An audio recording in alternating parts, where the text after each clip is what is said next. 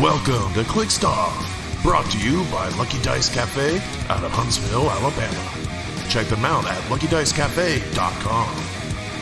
And now for your hosts, Daniel Powell, Jason Alvey, and Tylor Speeds.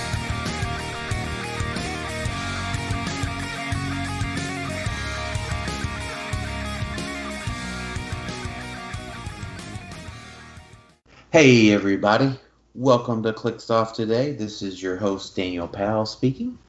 Just want to let everyone know that Clixed Off is brought to you by TrollandToad.com, the world's largest Heroclix retailer. Find Heroclix new and old at Troll and Toad. Use coupon code CLIXEDOFF for 5% off your Heroclix order. A merchant and pre-order items do not apply. And joining me today is Tylor. Get out of the way, I'm the Juggernaut. Spees. Hi. I'm just going to do that probably forever now. Okay. I'm okay with that. And it's better than Free Willy. Better than Free Willy, right? Yeah. And then also joining us today is Alex. Cruzz. Goose.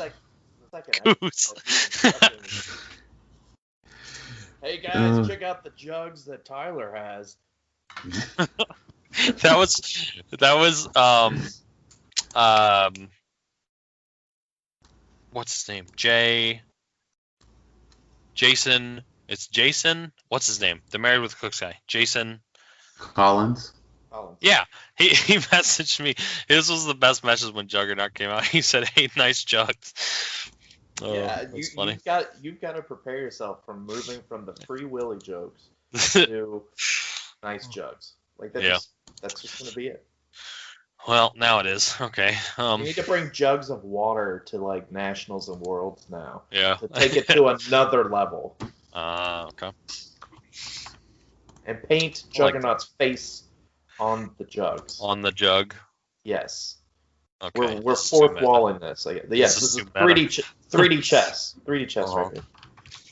I think all chess is 3D chess. I think this is 4D chess, right? No, not on the computer. That's true. Anyway. All right. So today we are going to be doing our House of X review with a couple of caveats. If it has a team-up card, we're going to quickly move through it. And then come back at the beginning of the year after the set releases and then look at team-up card figures as a whole. Because some of these figures are not so great, but they could have a team-up card that could make them better, right? Yeah. So we'll roll through these pretty quickly unless they're meta impacting by themselves, probably. So I would like to point out that as typical with our set reviews, we focus on the competitive side of set reviews. And again, like a lot of sets, this set is very team building oriented, very great for casual play. And from what pictures Tylor has sent, a very fantastic set for collectors. Tylor, what do you think of the figures, man who has them in hand? They are bigger, obviously. Their sculpts are better, and the paint is better. It's better than it was, and I think that's most people agree on that. Based on the pictures, it's just whether I guess you like the scale increase or not. But it's definitely better than it has been, which is good. Right. So objectively speaking, you think the figures themselves are better looking? Yeah, better sculpted, right. Better painted, and then I'm not like super technical on painting figures, but whatever the matte or non-matte, I don't know, but it looks better. Like especially I could tell with the Beast figure that I posted. The new one just looks a lot better. It's got more detail on it. It's like darker. So yeah, yeah, it's better. Sure. Mm-hmm. Sure. I mean, you've looked at a lot of different figures. I mean, you've been to conventions and saw like, the custom painted figure section, and you've been around comic book stores that have really nice statues and that kind of stuff, right? So you're judging it based on that experience, I would assume. Yeah. Not to put words in your mouth, but I mean, yeah, I'm just sort of judging it based on what we've had in the past. It's just generally gotten better over time. I mean, based on Infinity Challenge pieces and critical mass and all those. So it's just gotten better, and this is the next step to me. Sure. No, that makes sense. Well, good. No, I'm looking forward to getting some in hand for sure. So, and honestly, I'm not going to really provide an opinion until I get some in hand, right? Because there's no real need to do that, right? And, it's hard to tell based on the pictures.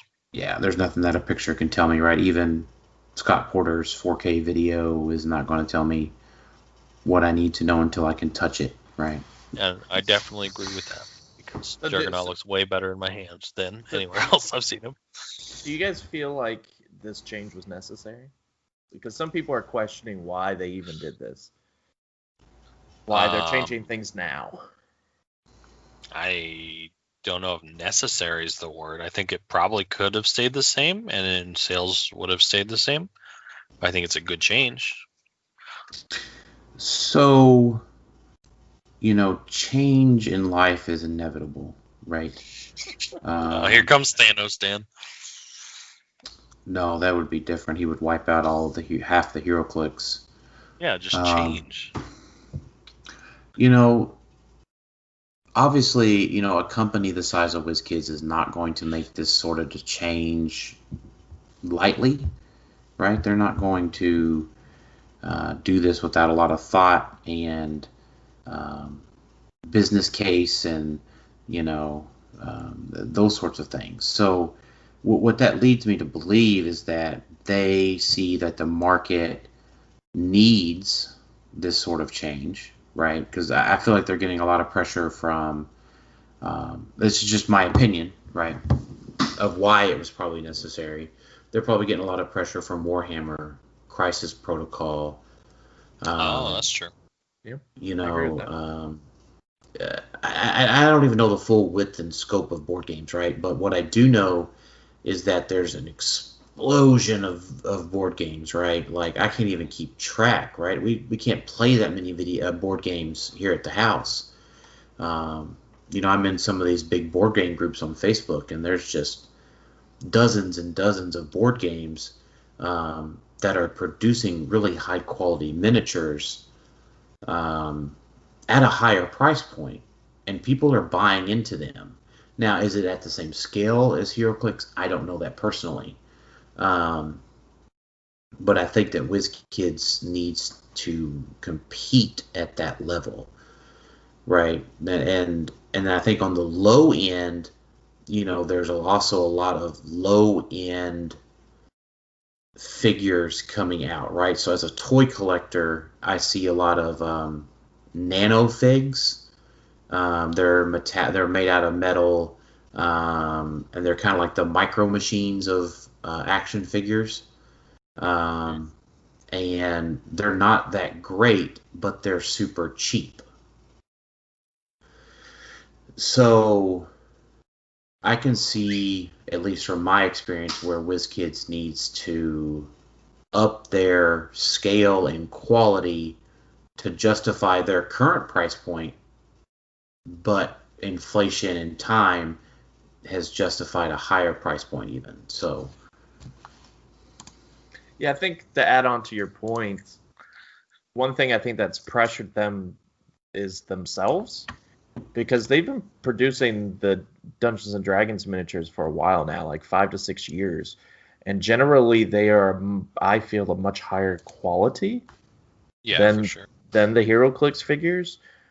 Sure, some of the unpainted can be a little bit rough, but that's the point. They're unpainted. You're supposed to do it. But when you compare figures from, like, you pull out a figure from Chaos War to one of the miniatures you have from D&D, it's vastly different. You can see that they have the capabilities of producing so much better, but they don't. You just get what you get with Heroclix.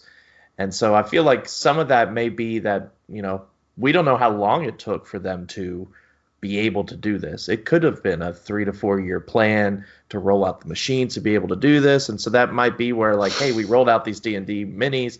It's blowing up. Like, they're everywhere. And so it's like, hey, we've got to raise our quality of Heroclix because our other lines are doing so well, and they're going to start, dropping off because, like you said, Crisis Protocol's one.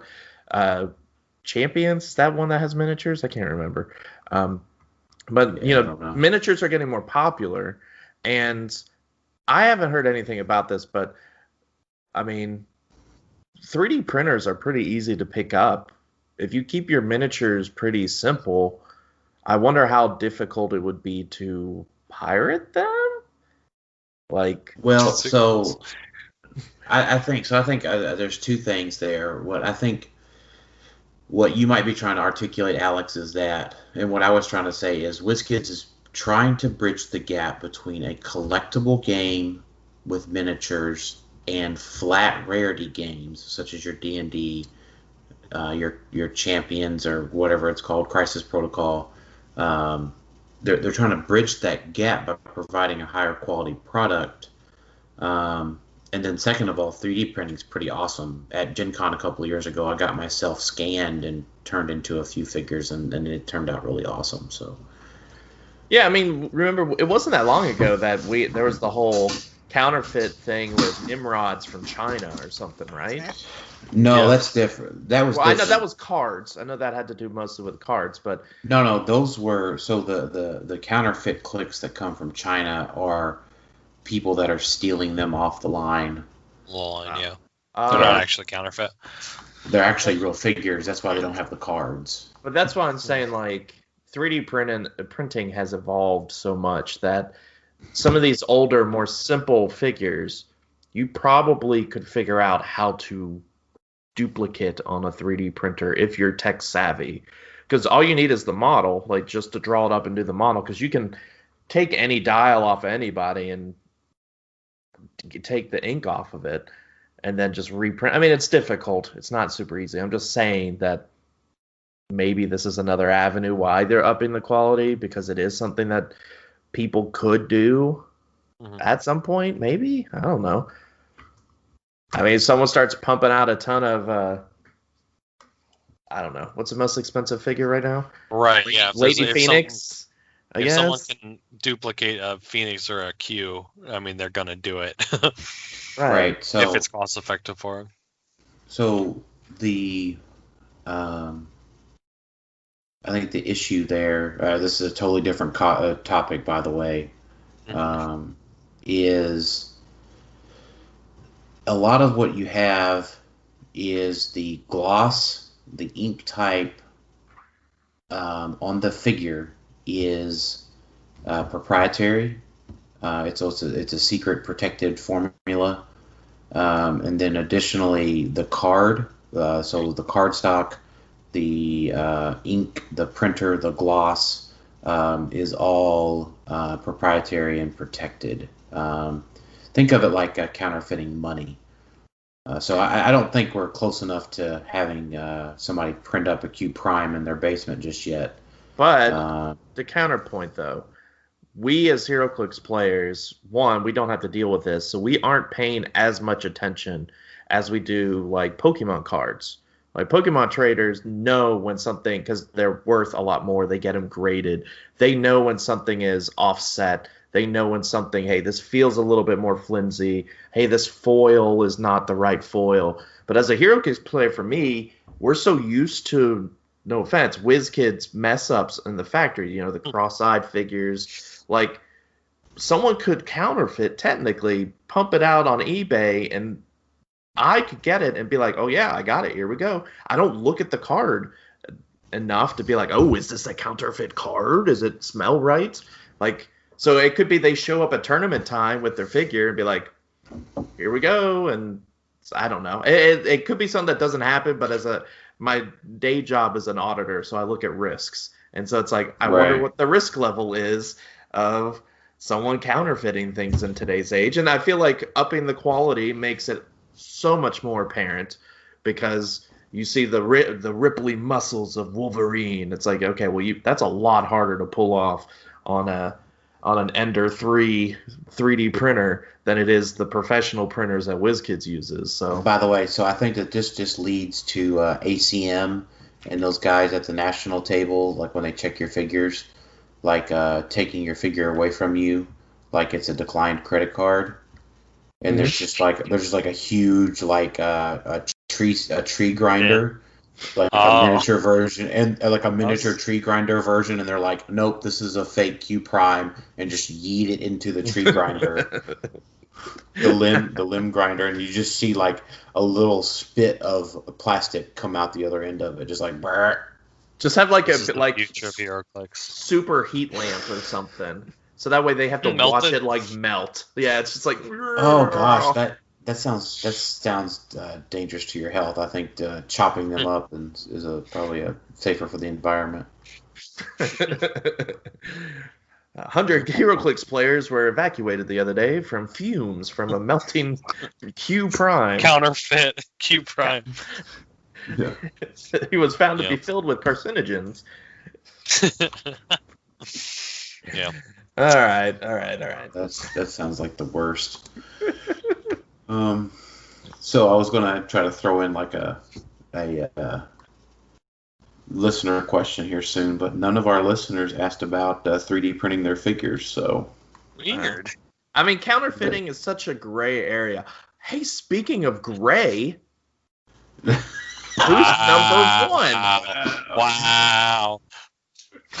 all right, I'm just gonna go ahead and say this. Rachel Gray. We'll start the set review. Rachel Gray, Forge, and Bishop. I don't think first two team up cards. We'll do it later. The non-prime Bishop is meh. Man, the only one thing I want to say about that Bishop is look at the prime discount that you get from him to the prime. Like, just looking at stats, like he's 20 points more and his dial's just better. Like, it's just better. It's a better dial for 20 points less. Right. Like, you get one more click of outwit. You get damage. You get damage powers on the last few clicks. Is it the same number of clicks? Yeah, because you get outwit for one more click. RCE on the last two clicks. You get you just need full dial. So defense is higher of the whole dial. It's just better. He has worse keywords. I'll give you that. You lose willpower and you lose side blast. Right. But then what you gain is incredible. But yeah, just straight up rather pay for this dial. Yep. Yeah, exactly. So, phasing teleport traded once per game. When Bishop uses it after resolutions, you may generate a shard bystander.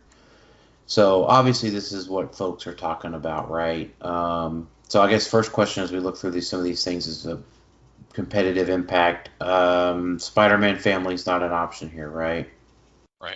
Right. And it's a Pog, but it's a Prime. So the Pog has a trait that says Bishop has to be on the map, so no Jason Weingard shenanigans. Just read the other trait for people who don't know. Right. Yeah. So we'll get there. Right. So it's like it's a building. It's a building thing here. I'm going. I apologize. Yeah. I'm not a showman.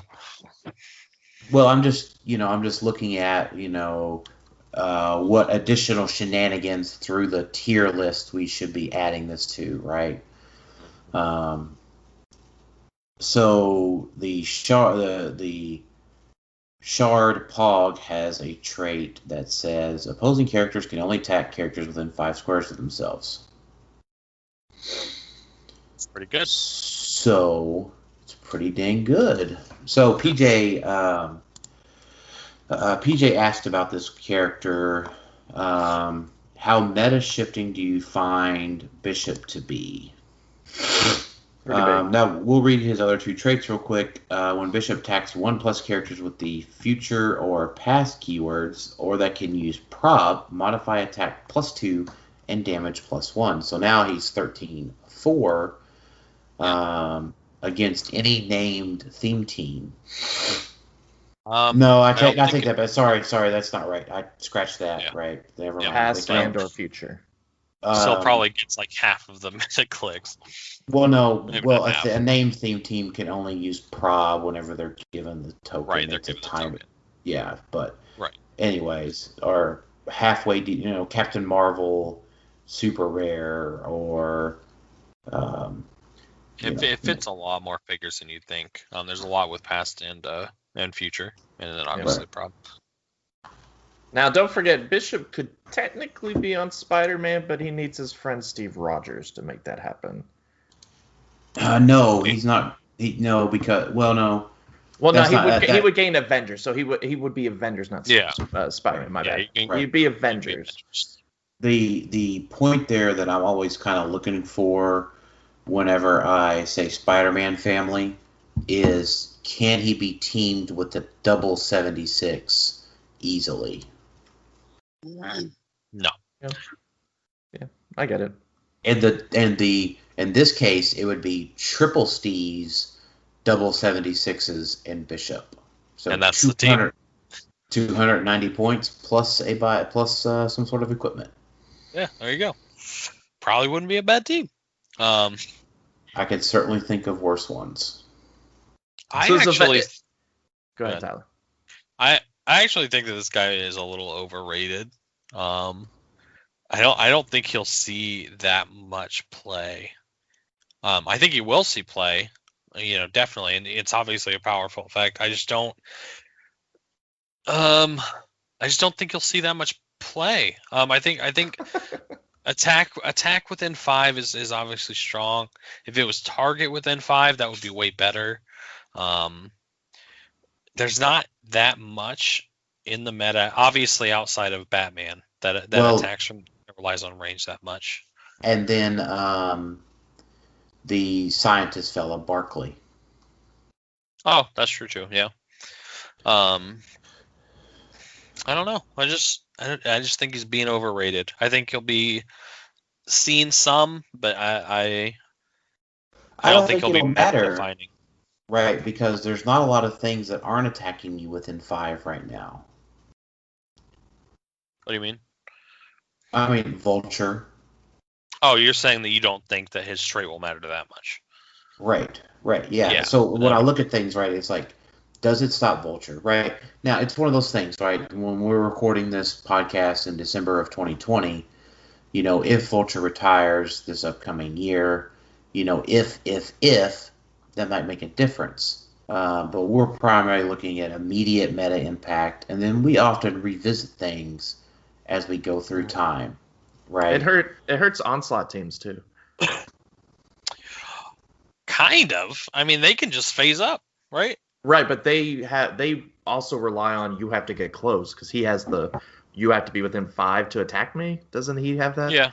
And so that means you now have to get in his range to do that. Like, Onslaught relies a lot also on his range. The fact he can phase up and then TK from 8 away, or mind control 8 to 9. I don't remember his range. 9. It's 9. Yeah, so this now means he has to get a lot closer, which also puts him in danger, because if he misses or whatever, Onslaught's now in range to just be shot, because he has to get in range. So I think that it becomes like, now, I like this part, Alex. I like this possibility, right? I like when two counter teams play against each other, because then to me it becomes a true game of Heroclix. Like, I've talked about this, like the perfect meta is whenever there's a singular team that's the best and everybody plays that team, and it comes down to who plays that team the best. I know that's not a popular opinion, right, and that's fine, right? I think that means that meta has reached its peak. Yeah. Because then to me, you get what Heroclix is at its true core to me personally, which is a positioning, dice rolling sort of game, right? That's what I feel. So, but in this example of Onslaught versus Bishop, you then turn into who can play the best, and I like that. Yeah. Right? Does it come out like, can Onslaught get the jump, destroy an object, cause that person to be behind on points, and then have to rush in and do some stuff, and maybe Onslaught can get the jump back? Right? Then it becomes reach versus reach within that 5, and I love it, right? You know, there's a question coming up soon, well, later in the show, where I'm going to use some Scott Steiner math on you all, so Okay. I'm excited for that one. So Yeah. Go ahead, you turn. Well, I guess the biggest question is, how good is X-Men? Right. That's what I was going to say.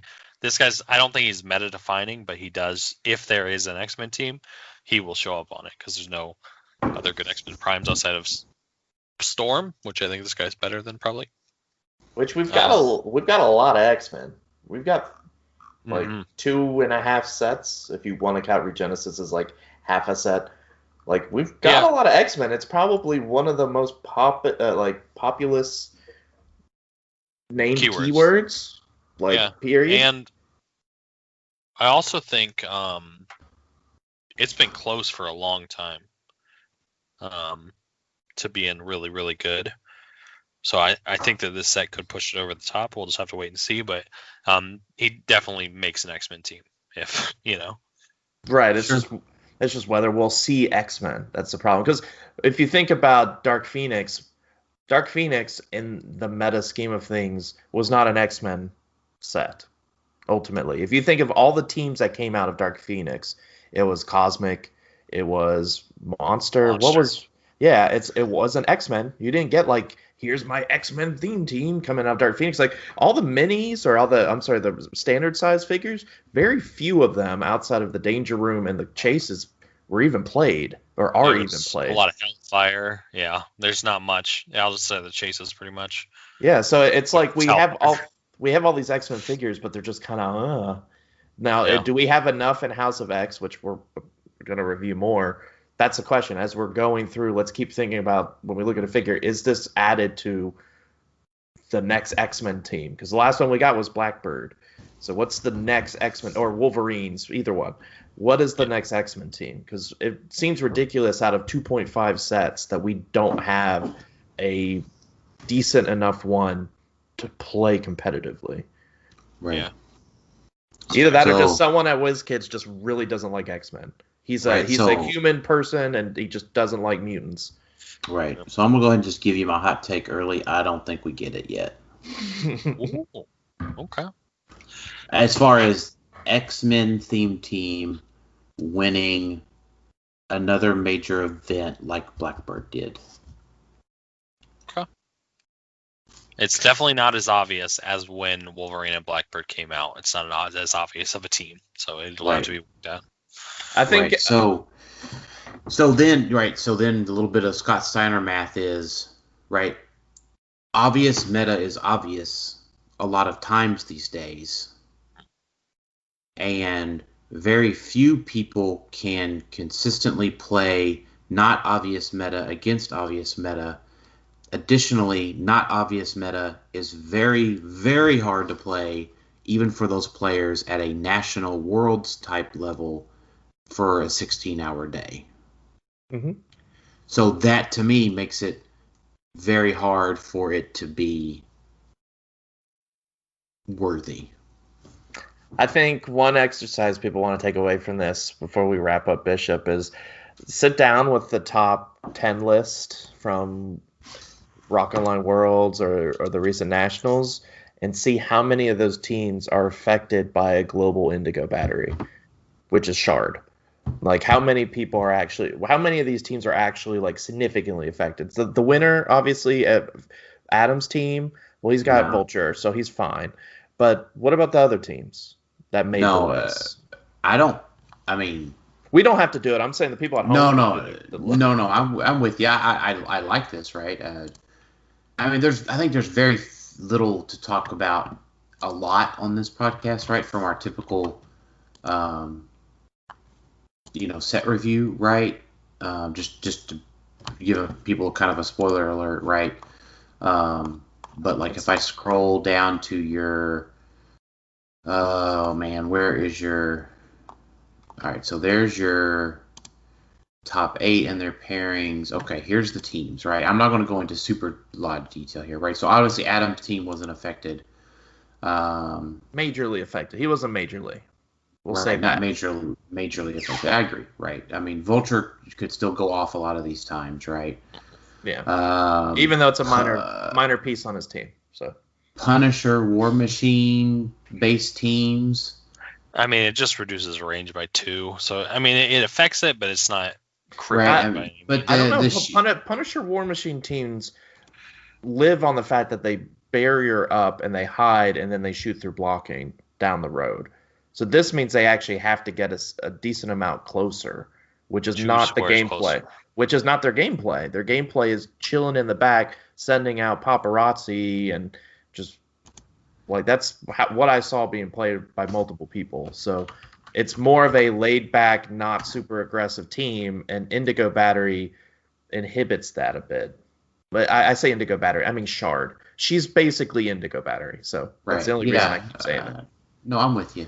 Right. So I would say it's not a major detriment, but it's a little bit. It would make the player have to think about whether their strategy has to change.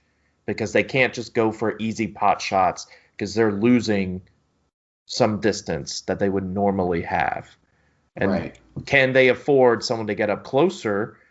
Because getting two squares closer than a normal opponent might be enough to get them in to start dealing some havoc with a doppelganger or whatever. So it's just something to think about. Right. It's not a big detriment, but it could be a little bit. Right. I like that. Right. So the unthemed teams, right? I don't see a lot of issue with the unthemed teams. A lot of those were using Batman. The Immortal Hulk, right? Like I'm looking at Esteban's team. You just said Batman. But I think Batman could be replaced by Bishop, right? It's only 40 points, right? Batman's only 40 points on that team. He's a prime.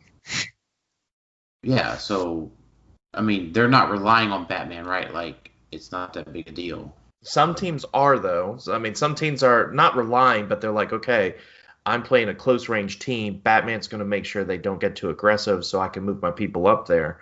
So, well, if Batman can't do jack because of Shard, okay, well then, because you got to keep in mind, the person with Bishop also has 260 points to build with.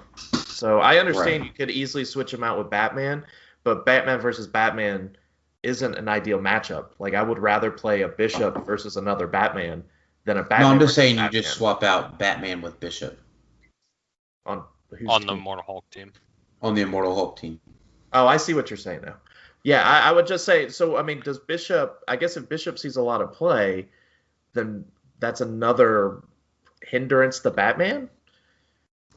Yeah, I mean, I think we're just coming back around to Batman is just, is getting worse and worse, right? So, like, there's Gardner, maybe. I mean, we saw one of him in top 16. Yeah, it's 2 squares again, but it's like it's not he's a generally he's played with the smoke cloud ring. I can't remember what it's called, Nightbringer. So it's just a free to place that. So you're carrying him up.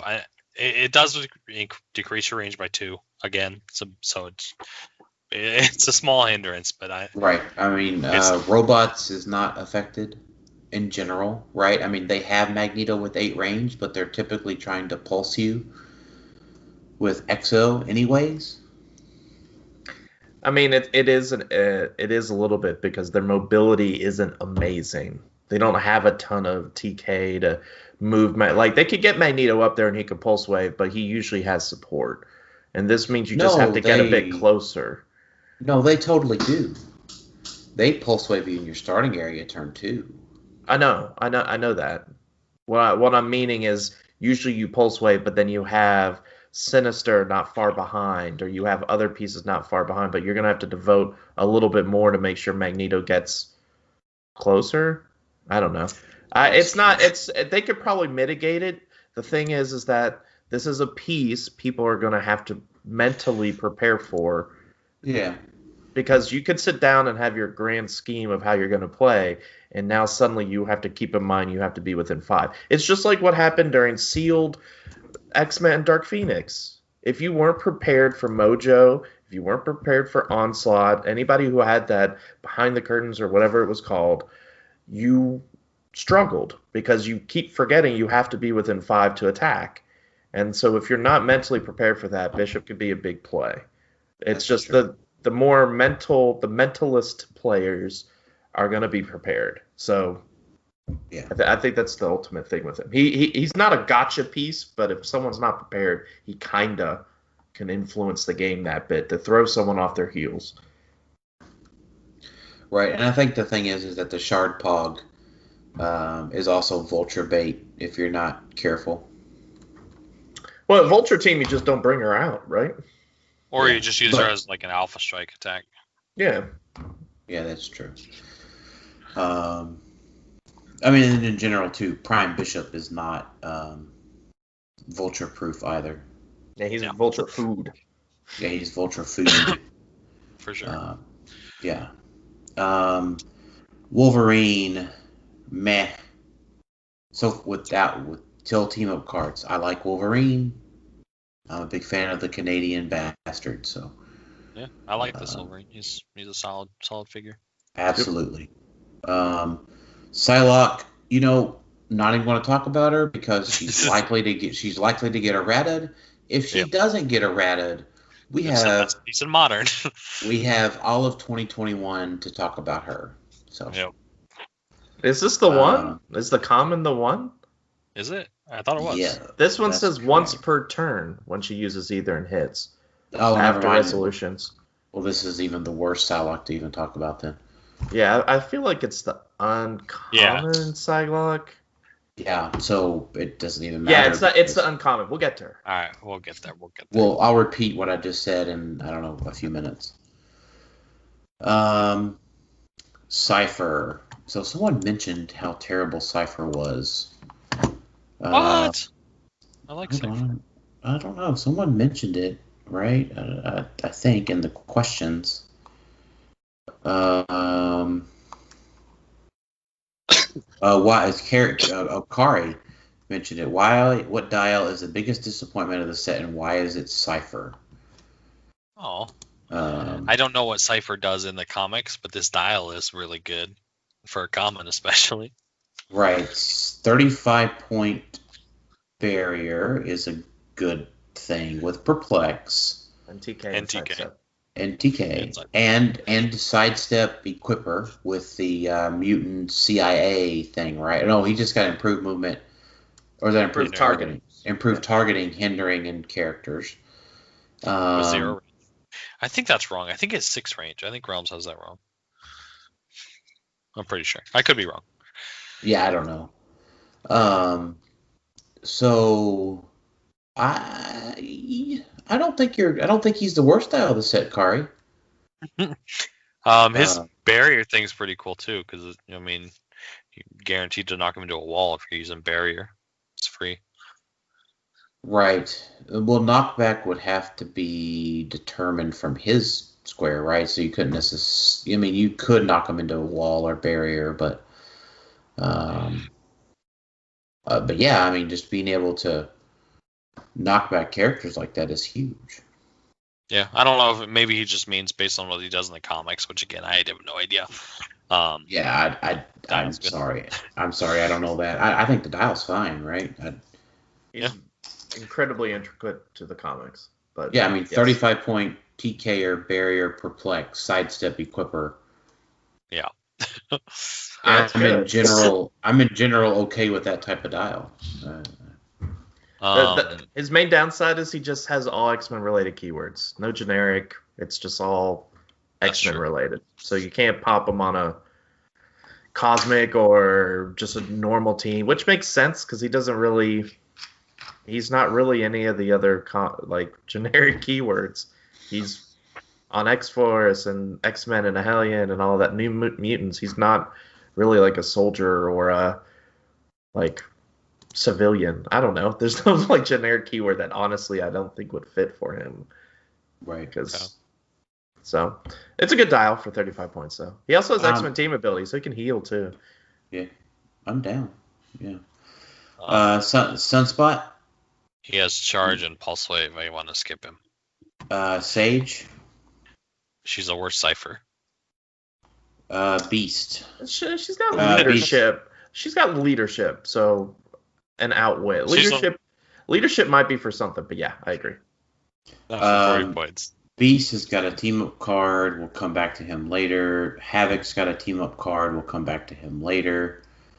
Just real quick, Havoc is the most disappointing figure in the set for me. I want a good Havoc. We have never got one. So, was Havoc in the cartoon? I don't know. I don't recall, so... I don't think so, so I'm going to agree with you, Tyler, just because he wasn't in the X-Men animated cartoon. He was. I think he was. He doesn't look like the Havoc that we know. He wasn't memorable. Yeah. He doesn't look like the... He doesn't look like the Havoc that we know. And from the comics. He's got the 90s flair... And he's wearing an X Factor jacket. It's not what we're thinking. I probably wouldn't have known it was Havoc when he showed up. But I don't remember. I haven't seen the animated in a while, so. Right. Polaris. Meh. Cool effect, but not meta. Yeah. Domino. Same thing. Not really competitive. Could be pretty fun and casual, but definitely not competitive.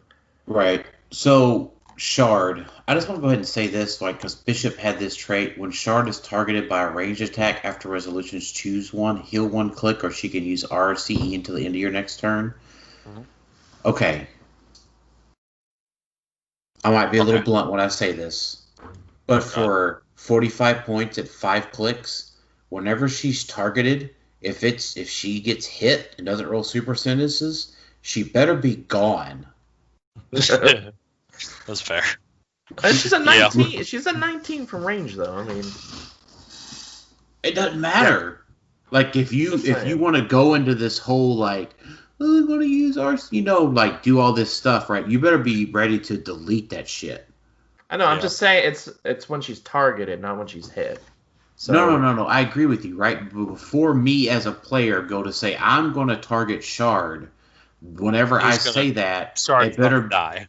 It better be a fucking deletion beam coming at her. Yeah, I'm pretty sure 99% of the time no one is choosing RCE because they're like, oh crap, my figure's on click 5. I need to heal one more, please. So yeah, right. I agree with that. Yeah, I agree. Trinary's bad. We can skip her. Yeah, you shut up, Tyler. We're gonna have to talk about your dumb figure for a while. We could talk about Trinary for a little bit. She's pretty good. I don't like her. People do. So the thing is that this little trait doesn't make her be able to team up with Spider-Man, right? Right. It just brings someone to the X-Men. Or Spy or Excalibur. True. Okay, I apologize. Right, so X-Men. Or any of the robots to technically Avengers, if you want to go crazy. Want to go crazy. Or you could just make that character an Avenger and skip Trinary. Yeah, I guess that's true. You're paying a lot of 30 points for nothing there. Well, no, the outwit from a friendly character with robot keyword is pretty big. Because I could run Magneto out there or run Sabretooth or run Sinister, any of those, and have an outwit ready with them additionally. It is it is not game changing. Sinister could run out there and you've got 2 outwits from him. Because he can outwit and then Trinary can outwit from him. So I mean that is true. I can't argue that point. The key thing is she's only 30 points. If she was any more than 30, I would agree with you. But because she's only 30, that's so small. So small to just bring. This could be the piece. That's what she said. I know. This could be the piece that makes X-Men a better meta team, because you could bring Danger Room Magneto that doesn't have X-Men. You could bring Sinister, arguably one of my favorite pieces, in, because Danger Room Sinister is amazing. So you could bring those pieces. 30 more points for them. For a great outwit and as an object picker-upper, because she's got sidestep, so it's not like she's garbage on her own. She has outwit, and you can. I think she will potentially see play. It just really depends on how X-Men turns out. So I'll give a little bit of advice in there to the Scott Steiner math. Who is Scott Steiner?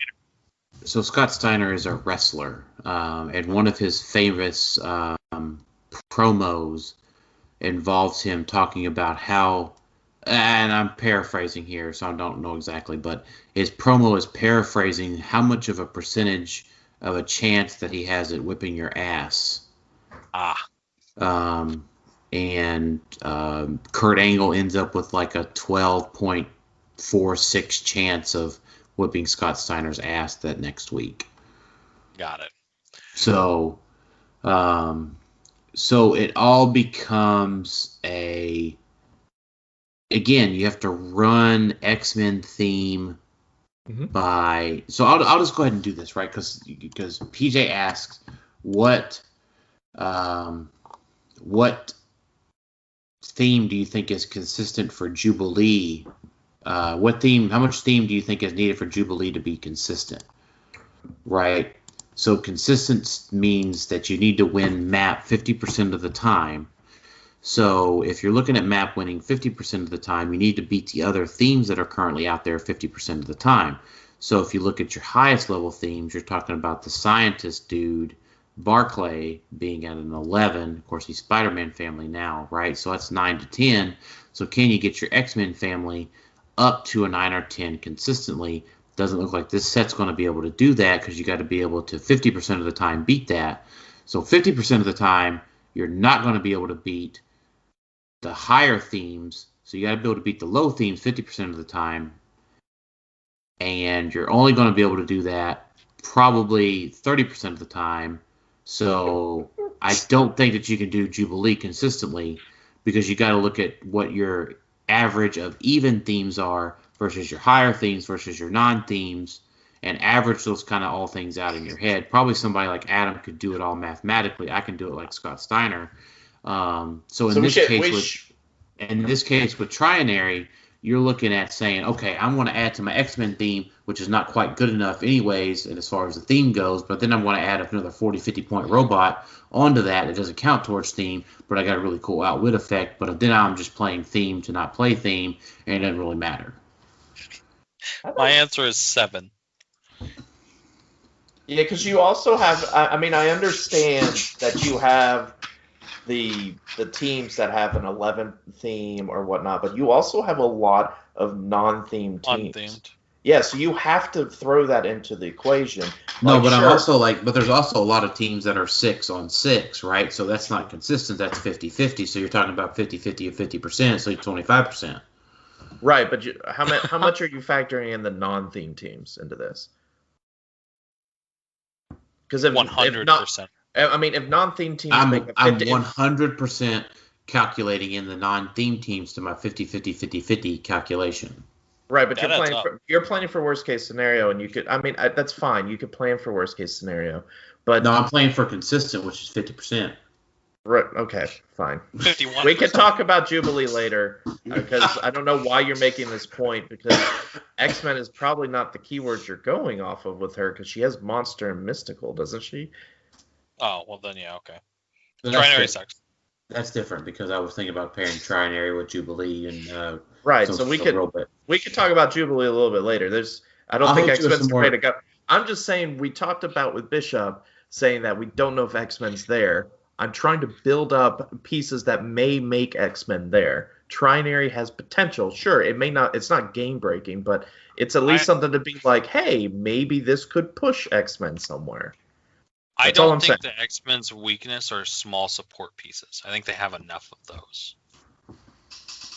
I think We they're need missing a X. consistent attack. She could also bring in Tri-Sentinel. That's right, Yeah, but- Tyler. We need the X-Men Unimind. Would I rather play a 60-point Tri-Sentinel or a 30-point Dark Phoenix? Or two 30-point Dark You Phoenix? could play Dark Phoenix too. She has X-Men. I mean, Yeah, I but- get your point. I get your point. Yeah, I'm just okay. saying you might be in a scenario where you're like, man, maybe you're in a world where Pulse Wave is really needed. So it's like, hey, I could play this to have the outwit to retail, and then also, I don't know. I'm just saying anybody who has the ability to bring on a keyword figure at a point level has potential. Like, that's all I'm trying to say. She has potential to look at maybe adding a Mesa or somebody else. I don't know. She just has potential because she brings in someone 50 points or less with a robot keyword, and it doesn't affect your theme. So X-Men could possibly use that somehow. That's all I mean. I'm with you. I kind of agree with you. We're not through the comments, and I think the next 4 are good enough to talk a little bit about. Well, so I don't think the Sinister Clone's good enough to talk about. I think it might be if it's 20 points instead of 25. But That's we don't know. right. Because, well, Realms has it as 20. Well, it depends on the card. It is doesn't match 25. the It is dial. 25. It's been confirmed.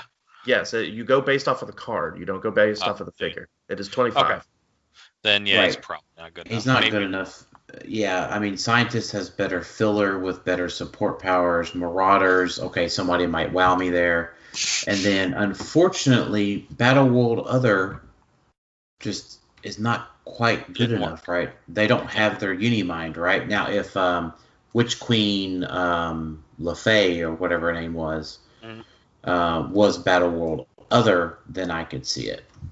Now, is there any pieces that Barclay might replace with a couple Sinister clones? No. I don't know the full Barclay team. I know Well, so- some of the pieces, the Offit, I know Valeria, but is there any pieces that is 40 to 50 points and you could turn that, raise the theme a little bit more? I don't think so, because he used the Spider-Man version. Mm-hmm. but then- Right, so you get 76 now, at least one of them, and then you get those other pieces that you mentioned, and then you're almost at 300 points because you've got to add Spin Ring and a couple other objects. I'm just curious. I mean, because Penny is what, 50 points? 40. 45. at lowest. 45. Okay, so yeah, Damn but yeah. So I don't know. I that would be the only way I see he sees play is if you're trying to build a Barclay team and you're like, hey, I got this 50-point figure that's kind of doing something, but instead I can raise my theme up to a 13 with two of these. I don't know. That's the only thing I can think of. Or maybe some sort of Von Doom team that maybe you just need more perplex. But other than that, nah, it just doesn't do enough. Right. I agree. So up next is the Ali Gregor. Doctor. So there's the team up card. So I will say this, right? I don't have a fully formed thought that we'll come back to on the team up card show. But the Sentinel team up card thing, maybe, if it works the way that I'm thinking. I don't think it is, because I think you got to have a robot themed team. But Sentinel, there could be something working there with Sentinel that I need to think about a little bit more. Just letting Go ahead, Could Tyler. see play. She just could see play on a bystander team. It's a super cool effect. She's super cheap leadership, which is very good. I don't know if there is ever an Alpha Strike team that uses bystanders, which there has been in the past and probably will be again, then you will use this piece 100%. Right, she's like Groot. She's like Groot, but not broken, is what Ram said. Oh, that's no, very is what that Facebook post said, actually. Okay. Yeah, the problem is that Pogs just haven't been a thing and won't be a thing until Vulture's taken care of. Not pure Pogs, but there are Alpha Strike Pog teams right now. There are adjacent drop-off teams that could use her to great effect. Right. I think the within 5 square. I mean, yeah, she's only 20 points. I don't know. That's tough. It's just like, So you got to think that leadership. You got 20-point leadership for unthemed. money. The unthemed Jason drop-off team, I like it, right? Because a lot of those teams were thinking about playing Pulse Wave Pog guy, the 12 for 5 fella. Right. Yeah. Now he's 13 for 6 fella. With 21 defense. With a 21 defense. Like, who are we talking about? Franklin, dude. Yeah, Franklin. Galactus. Oh, gotcha. He wouldn't work because his range is 10. She has to be within 5. No, I'm saying you carry them all up and you're making the fella, you're pooping him out. And then shooting. Not pulse waving. I gotcha. Yeah, not pulse waving. You said someone said pulse wave. The pulse wave. He has pulse wave. I was like, that's not going to work. Yeah. I mean, unless you're fine with her taking one, which you could be fine if you're like, I just want everyone take one. Sure. No, I'm just talking. Yeah, here it is. I got him pulled up. It's by the Dr. Fantastic. Yep. So does the Dr. Fantastic? He is what, a rare? Yeah. Hold on, I'm trying to pull up his dial real quick. It's not bad. I mean, it's 100 points. So he's a scientist as well, right? So you can bring him in with the Leonardo da Venom, right? So you're talking about, I don't know, maybe with Jason. There's some theme team Spider-Man shenanigans, obviously, is what I'm trying to say. You could bring him in because he's got ruler, so you could bring him in with Pharaoh. So right. That way you can carry the Pog up with Pharaoh. Yeah, so phase up, phase carry up. It doesn't have to be themed, but even in the themed version, right? Pharaoh comes up, you shit out of Franklin Galactus. That's 13 for 6 with Giant Reach 3. That's a power action. No, what are you talking about? It takes 2. Oh, I'm looking at. Oh, you're talking about. Oh, you're talking. Never mind. Just kidding. Go ahead. Yeah, I was looking. Yeah, you're playing Jason. I'm sitting there looking at Dr. Fantastic. I'm like, well, that's end dial. What are you talking? I got you. I'm playing. You got to play Fantastic with Jason to get Franklin. Right. Yeah, so Franklin, Pharaoh, Fantastic, Leonardo, Pog Lady, shitting out Franklin. Something like that, and also just on something like Scott's team. So Scott regularly has like 3 Pogs out, and if you have 3 Pogs out, you're getting plus 12 worth of stats from this lady. So I mean that's just good enough. For 20 points, you're getting plus 12 stats. There's a lot of value. So real quick, before we move on from her, what is the most common Pogs popped out right now? Chewy, Paparazzi, I would argue. Yeah, for sure. Because of Mary She's Jane. really good with Paparazzi too. They could deal 8 damage. I'm just kidding. Well, and 12 or 11 attack is good too.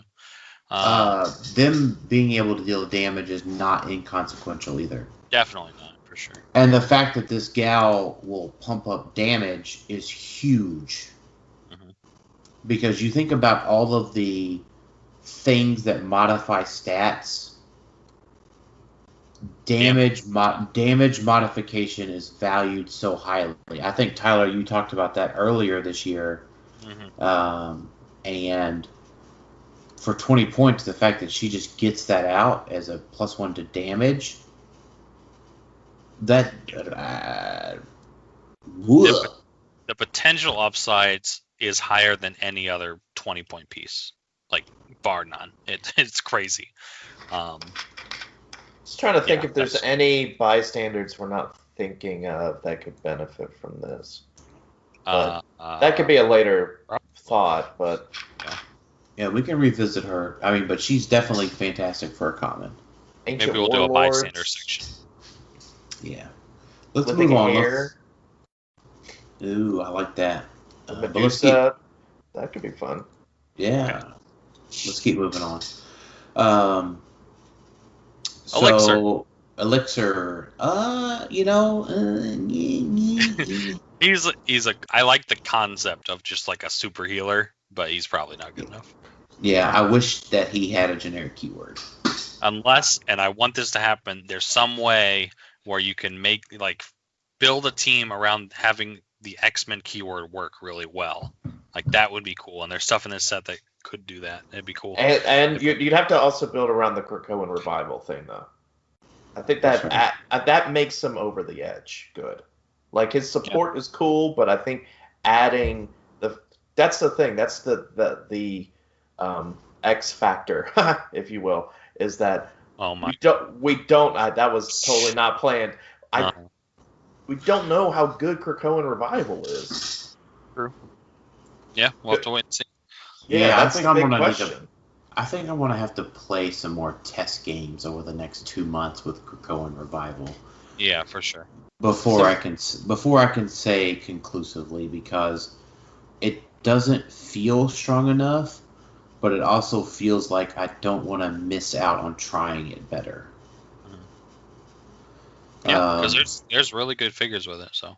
Yeah, because I feel like, to be honest, we kind of missed the boat a little bit with the Fantastic Four trade-out power. Because I remember talking about it, and I don't know if it was with Sam, like, it was cool, but we didn't see it really playable.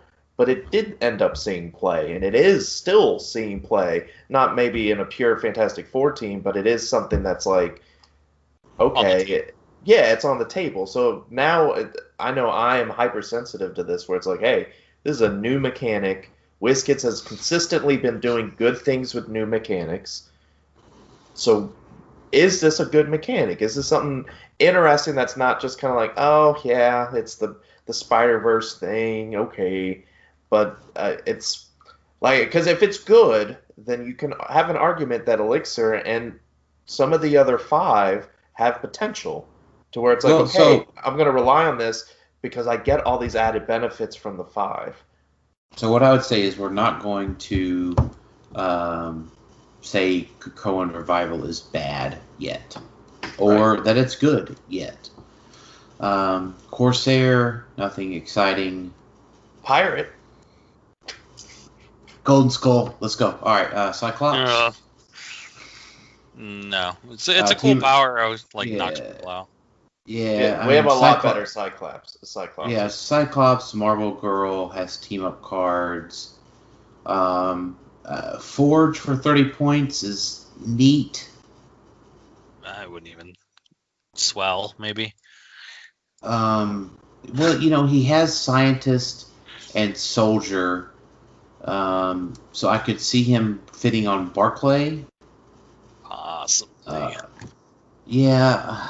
I mean, he's got a perplex. It's attacker damage. It's essentially perplex. Sorry, is what I should say. I don't. I'm trying. Wolverine. Team up card will come back later. Here's the broken Psylocke. Yeah. It's the best piece in Modern until it gets an errata, which it will. Right. Which who knows when? That's the problem. True. Yes, that is very sad. But Douglock is awesome. Yeah, I love Douglock. He probably doesn't see play, but I want somebody to play like 3 of this guy.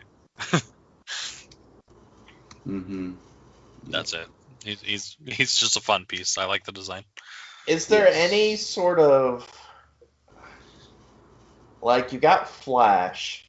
Is there anyone else that could try to attack Douglock on your own team? I think there's a few characters that do it in Modern. Flash is the only one I remember. Yeah, I remember looking at this before. I think there was like 3 of them in Modern. I could be wrong, but Flash definitely can do it, and he gives you good powers. Mm-hmm. But you have to succeed on shape change. That's the problem. You can miss, and then you're like, well, crap. Yeah. I just damaged my own figure. Yeah. But luckily he has a long dial. That's true. And the shape change can't be outwitted, so that's a benefit. But yeah, that's definitely needed. And he's X-Men. Adding into the pot of X-Men. He is He's also a robot with a robot-themed team-up card is what we're kind of after on him. Yeah, but his team-up cards are weird. It's not good. It's like very, very specific. But There's a lot of perplex. There's a ton if of you perplex in the use game. that team up card with the other robot team up card guy, Something's cooking. you might have something cracking there. Might have a stew going. Yeah. Sunspot is better than the first Sunspot. Yeah, but it still has a team up card, so we'll come back to them later. And let's see, Tessa. She's too expensive for what she does. If she was like 25 points and 2 clicks, I'd be down. Yeah, I agree. Emma Frost. It's a team of cards situation, and she's not as good as the Chase from X-Taz. And you know what? It's expensive Krakoan Revival, I think. Yeah, she's got that, and she's got her other trait, which her other trait may have potential as well. So I wouldn't write her. I wouldn't write her off as just a team up card. She may have potential, especially with her other team up card. Actually, I dislike the mind control up top and the end cap up top. The lack of willpower, only 18 impervious. And then it's, friendly characters within 4 squares with the X-Men keyword who have taken damage this turn have taken a maximum, take a maximum of 1 damage from attacks. So here's the thing, like, if you play her right, like, here's the thing I said about the other lady earlier. Yeah, you're gonna make the first attack count. Yeah, you better be shooting obliteration beams on these things, right? Or punching obliteration beams, right? Like, don't let these things pop off, right? It's too conditional on your. So you'd have to exploit her. That's the only way, right? No. It doesn't matter, because if these other friendly characters can get yeeted by X number of things, then these little traits don't matter. Because if your friendly character within 4 squares took damage, but that damage put him in the KO zone, it doesn't matter. I'm just wondering. It's one of those, like, I guess fringe. If someone could find an exploit with her, maybe, like, if there was a consistent way to damage and heal your, like, if we still had death around. Or something where you could damage and then heal your character back. Then no, because they have to be damaged on the enemy turn. It's like, I think it's impossible to exploit. Friendly characters who have taken damage this turn take a mana. Oh, I see what you're saying now. This turn. Yeah. This turn is the one. Okay. Yeah. Still, it's because of the Krakoan Revival. That's one where it's like, it's a 90-point Krakoan Revival something. Yeah. Probably not, but. Yeah, it's kind of blah, but who knows? Chamber makes me sad because I remember the glory days. Right. That's it. Yeah, Chamber, not so great. Zorn. Why were people telling me to like Zorn? There's a prime, so maybe it was that. But his 30 points is running shot pulse wave for 30 points. I mean, that's pretty good. Yeah. He has the sort of thing where if they're within 4, they have to break away, and he has traded plasticity. So that's pretty cool. Feels like this guy would be better if he came out on an ID card like Jubilee did. True. He also has knockback, which is normally a great pairing with pulse wave, but his is weird. It knocks you towards him, so you actually can't really knock them into anything. So it's kind of weird. Huh. Yeah, it's cool, like the power. He's a gravity well, so he pulls people in when he hits. Ooh. So it would only be, oh man, it was too hard to set up, right? But if somebody was if you were both on level 2, but there was a level 1 in the middle. You pull them off the edge. Yeah. True. That would be cool. If somebody pulls that off, let us know. Prime Zorn. Oh. Prime. Oh. Okay. Ooh. So I like to take 1 damage from attacks. Mm-hmm. I like the 19 defense and defend. With defense. Yeah, and support and TK and flight and phasing. I don't like phasing and flight together. I'm not a fan of that. Not a fan. But you can carry with phasing then. You can't. Yeah. It's okay. Whatever. The point ratio is not satisfactory. This is the notable thing about this guy is I think he's the only character that takes a maximum of 1 damage and there's no restrictions on healing him. So you can heal him as much as you want with the X-Men team ability or with his regen that he just gets. And he still takes a maximum of 1 damage. It's very notable. From attacks. Yeah, true. So he could be knocked back and all of that stuff, but knocked back. He is also equipable, which is another thing that a lot of times the maximum 1 damage characters can't do. He's a lot of points, but he is a lot of points. I'd be in for this guy at 55. Yeah, I wanted to say 50, but that's too low. But 60, I don't know if I'd pay that. I might pay 60 for him. I'd pay 70 for him if he wasn't a prime. Okay, that's fair. And what if he was in a? What about unique? Unique would be fine. The problem is the prime because I can't play him with Bishop. Yeah. Because he's X-Men. So he has the X-Men keyword, and he's got 19 defend. So that's pretty good.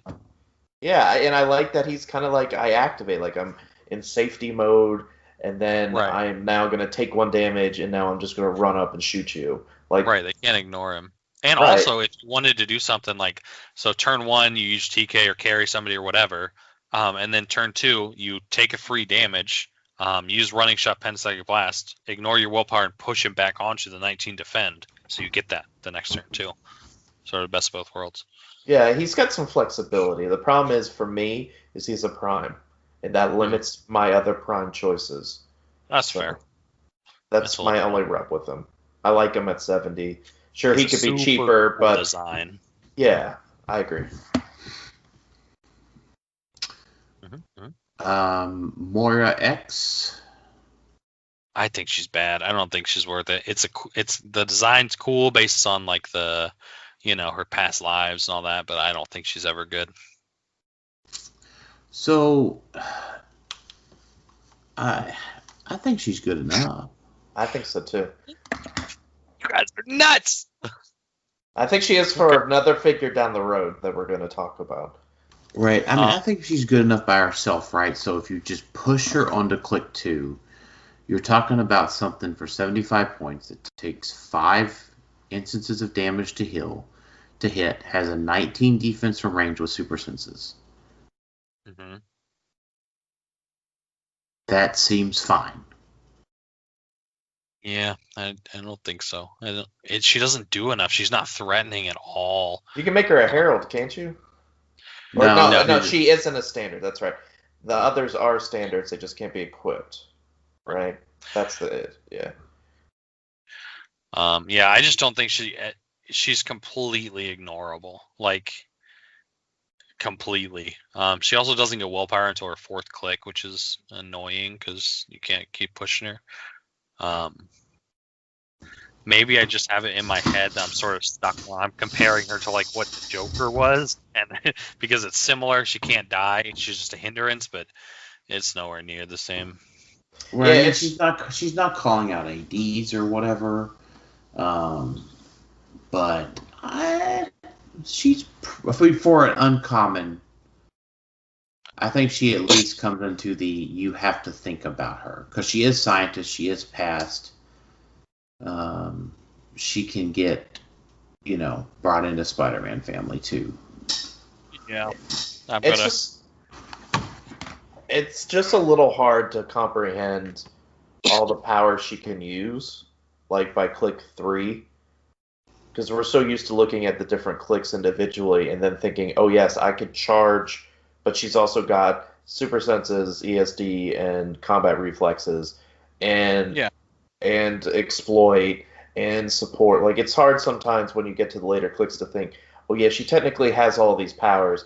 how do all of these Stealth. powers work together? Yeah. Right. Yeah. I mean, like, so in Click 3, she's got Charge, Precision Strike, Exploit, which is a super good combo of powers. She also just has, like, from Click 3 on, she'll have a 19 defense always with stealth and 2%. So it's very defensive. But no, I'm drawing my line in the sand. I think she is awful. I don't think she's good. I don't think she's awful, but she may not be super great. For meta play, I think she is not good. She's a cool casual piece. The design's super awesome. I think she's good for meta, right? Because I think a lot of teams lack that support power, the yellow one. That's true. All right, let's keep rolling. Mr. Sinister Uncommon. Meta. He's cool. I mean, I would say at least it's Krakoan Revival. We'll need to continue to reevaluate him. Mm-hmm. Egg? Nope. Nope. No. 25 point. Yeah, the light Sorry. objects aren't enough. Yeah. Unless it's some sort of crazy thing that happens later with a synergy with light objects. Yeah, someone eats light objects and gains a power every time they do. That's true. Someone... Well, now, the only thing I could see is if he could become Spider-Man and continually generate objects for paparazzis. True. Okay. Now, that would be neat, but that's not possible necessarily. Yeah. So. Now, also, once again, we were talking about how great Marvella is. He does have sidestep and he does have barrier for 25 points. But Marvella's 15. And does I know, but I'm saying for X-Men. That's all I'm trying to say, is that he technically does have barrier for an X-Men theme team. That's the only time I think he would ever be played. But that's flight. Right, but that's okay. I mean, you can't fully compare him to Marvella because we're saying in the microscope of, and he can heal with the X-Men team ability. He just has X-Men. So for an X-Men building that's like, crap, I don't have a barrier, maybe he would be thrown on there. But that's still a big maybe. Right. Tempest. Tempest is cool and complicated and won't see play. Too risky. Yeah. That's right. Hebzibah. Just a Star Jammer. Double perplex, baby. No, thank you. Okay. Rare Iceman. No, I don't like this Iceman. Other people did. I just don't like him that much. I don't either. I think he's a fantastic call-in. True. That's... If we no. still had those. He's an okay call-in, right? Running shot Psyblast. Yeah. He's with fine. With the frozen limb thingy. If they took away the 1+, he would be way better. But those tokens don't stack. Right. Which doesn't make sense to me, because everyone has more than one limb. So, that's fair. You should have at least 4, right? Yeah, so it's like, hey, characters with +4 only take a -3 to attack. I don't know. If he could stack, then he would be playable. But he can't. Yeah. Oh, wait a minute. Oh. When an opposing character within 6 squares misses Iceman, so you're not giving him out when he's attacking. Right. He's not even a good call-in. Never mind. Hit me, and miss, please. Yeah, I don't have anything to say. All right, Rogue. Rogue. She's a beat stick hypersonic battle fury piece. If you want that, then play Rogue.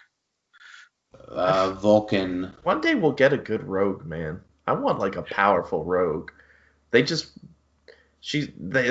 something that they're just not doing right. I don't feel like there hasn't been a Rogue that I'm like, wow, now that's Rogue. I agree. It's like, the closest one was the Thor one. It's like, it's Rogue. It's a Colossus that occasionally gains powers. That's just what it feels like. She runs in, punches, and chooses a standard power. Yeah, they've never really done.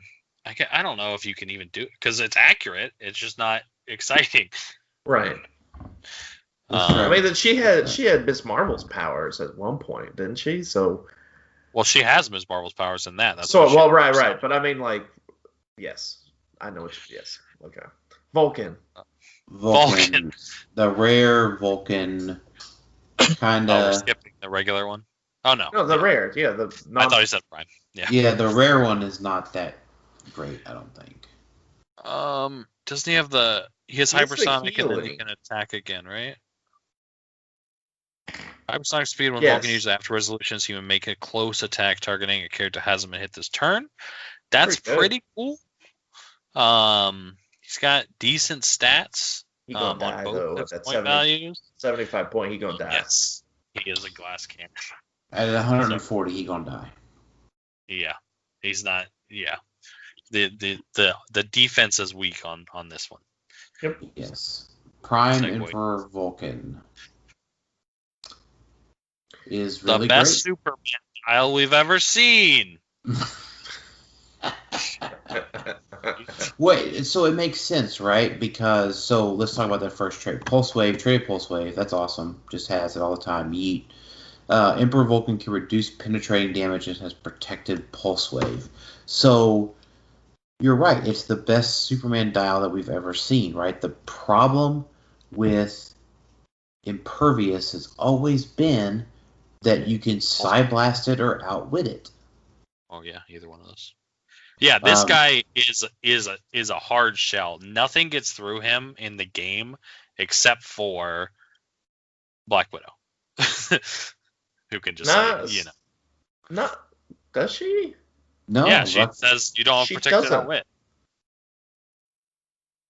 She just outwits him. No. Black Widow doesn't get rid of protected outwit.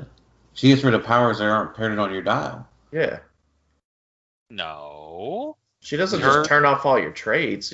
She turns off traits that grants powers and stuff. I am not crazy. 1 second. All I want to say while he's looking this up real quick is that this is giving me hope that WizKids realizes that tent poles are in a really bad spot in the meta because he feels like a tent pole that could actually be played. You're talking about somebody else, Tyler. She doesn't get rid of protected outwit. Why did I think she could do that? Well, because you think about she gets rid of the willpower granted by cosmic energy. No, I'm thinking because I play Captain Marvel and she always outwitted my invincible on my stop click. That's what I'm thinking. Okay, no, she didn't outwit it. She just deleted it. Yeah. So he's somewhat widow proof. She does get rid of his leadership. No. And his pulse wave. And his invulnerability on his top stops. Yep. Right, but still. I think he's playable. I don't know if you play him at 90. I feel like he's more playable at 175. That's just me. I tend to agree with that. Now, the only thing is that no improved targeting does hurt this guy. And no movement. Yep. Oh, he doesn't fly either, does he? No, he flies. I was just talking mainly about tie-up. So, like, I think that the best item on this guy probably is the symbiote for the automatic breakaway, plasticity, and shape change. I think shape change is extra good on this guy because based on his dial, you're going to have to attack him. Let's say you're going to have to hit him, I want to say 6 times before he dies. Does that seem fair? 1, 2, 3.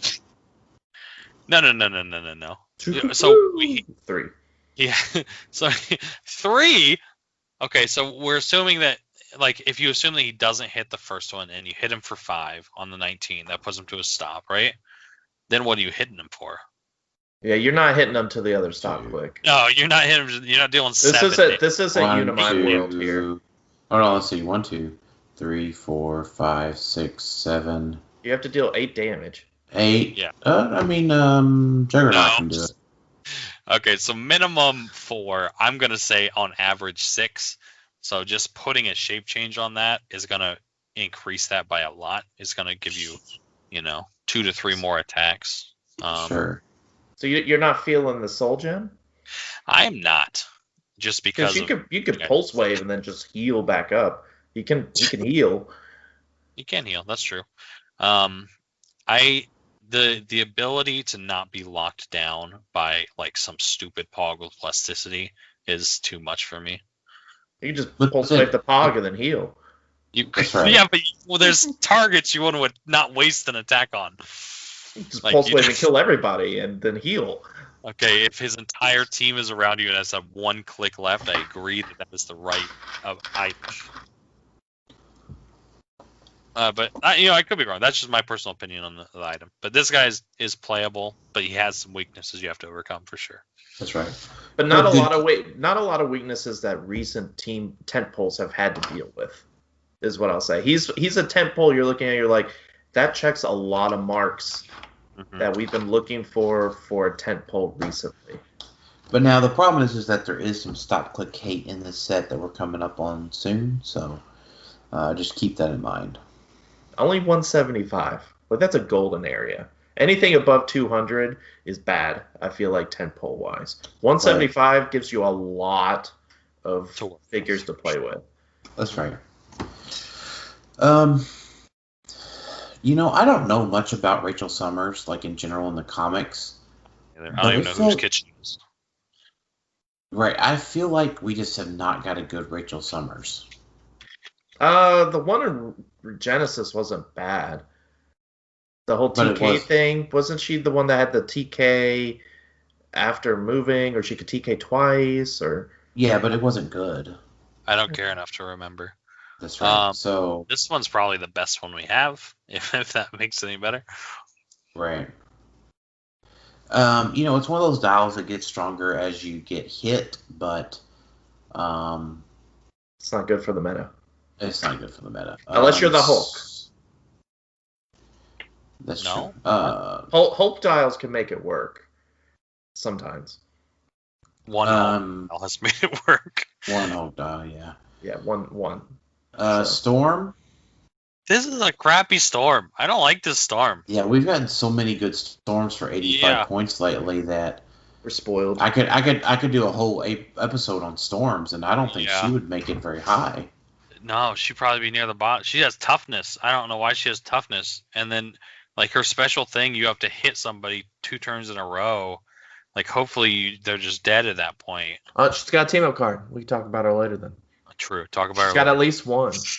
Or at least 2. Yeah, we'll think about it a little bit. Armor. Armor's cool. I like Armor.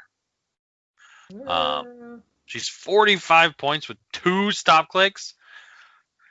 And willpower and a 19 defense. With defend. Yeah, and that power's pretty. That damage power is pretty cool. The stop clicks. If there's an X-Men with Mastermind that you want to Mastermind to, this is your girl right here. I don't know how many there are. There's at least one. Well, and she's low enough points that you can anybody can Mastermind to her, really. Mm-hmm. It's just activation clicks. No bueno. Yeah, but that doesn't matter if you are only using her for Mastermind. That seems like a niche way that you're going to have to... Yeah, I agree. It's just, she's like, I just like looking at it. That's 45 points for that. It's like, wow. But she probably doesn't see play. What is she... Oh, who is it that she reminds me of? The Turtle Boy. Jimmy Olsen. Jimmy Olsen. Remember that Jimmy Olsen had like some crummy activation clicks, and then he turned into Turtle Boy with charge, super strength, and the like added abilities. That's what she reminds me of, is like an X-Men related Turtle Boy. Yeah. Just because she's got the crappy activation click. Yeah. Kid Omega is pretty cool. My biggest, you were talking about your biggest disappointment being Havoc. This is my biggest disappointment. Oh, really? This is not an Omega level telepath dial. It says almost. Oh, wait, no, it doesn't say. One of the powers in the set says almost. He's Omega level. He shouldn't just be chilling with the 7 range. And he's like, he's got a 12 attack, and he sees through everything. Not everything. Not through blocking. Yeah, he doesn't see through the pool. Yeah, he should be able to see through blocking. That makes it worse. Okay. Yeah, he's a mega level, so I expect him to be just a little bit better. Like, looking at him, like willpower. Okay, I don't like when something starts with willpower, but I get it. He's really he's frail, right? Because he's more of a telepath. So that means his telepath needs to be bonkers. Yeah, and he needs to have 3 targets or something. Yeah, like Skull can arguably do a little bit more than he can. But to be fair, Omega level doesn't actually mean anything, okay? Because Iceman's Omega level. So to be fair, doesn't mean to be fair. I mean, Iceman is. What are you talking about? Iceman's amazing. He just never knows his full potential. That's why he's. Yeah, we just got a 65-point Iceman. Right. I guess. Right. But Professor X. You know what? I am never satisfied with the Professor X. That's because they've never done it right. What? Say that again, Tyler. They've never done it right. Like it's hard because he's like very unique in what he does, but they just haven't never got it right. No, we did when he was Juggernaut, right? No. He could charge through people and mind control them. Which was awesome. That was so fun. I wish he had seen play because that was awesome. I mean, here's the thing, right? Like, here's realistically, right? Professor X manipulates parents into sending their kids to his school so he could fight a cosmic level threats with teenagers. Like, sign me up for that dial.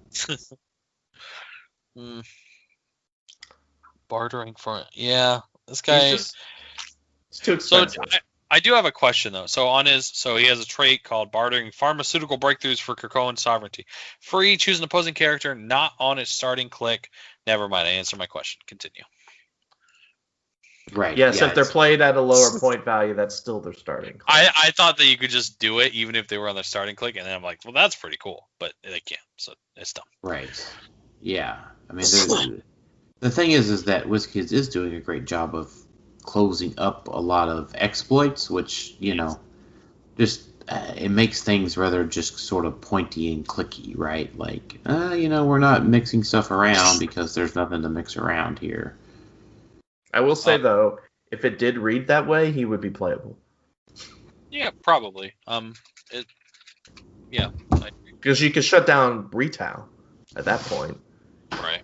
You could say, okay, I choose Dark Phoenix. You can't attack. heal her a click, so she can't attack. Right. Or no, if they do heal, they can't attack. So I guess they could still choose not to. So that's right. Never mind. Doesn't even work in that way. Garbage. So Cardinal, which is the Nightcrawler, right? Or at least Nightcrawler, Mutant Chimera. Yeah. Yeah. He's not good. No. He's in the future.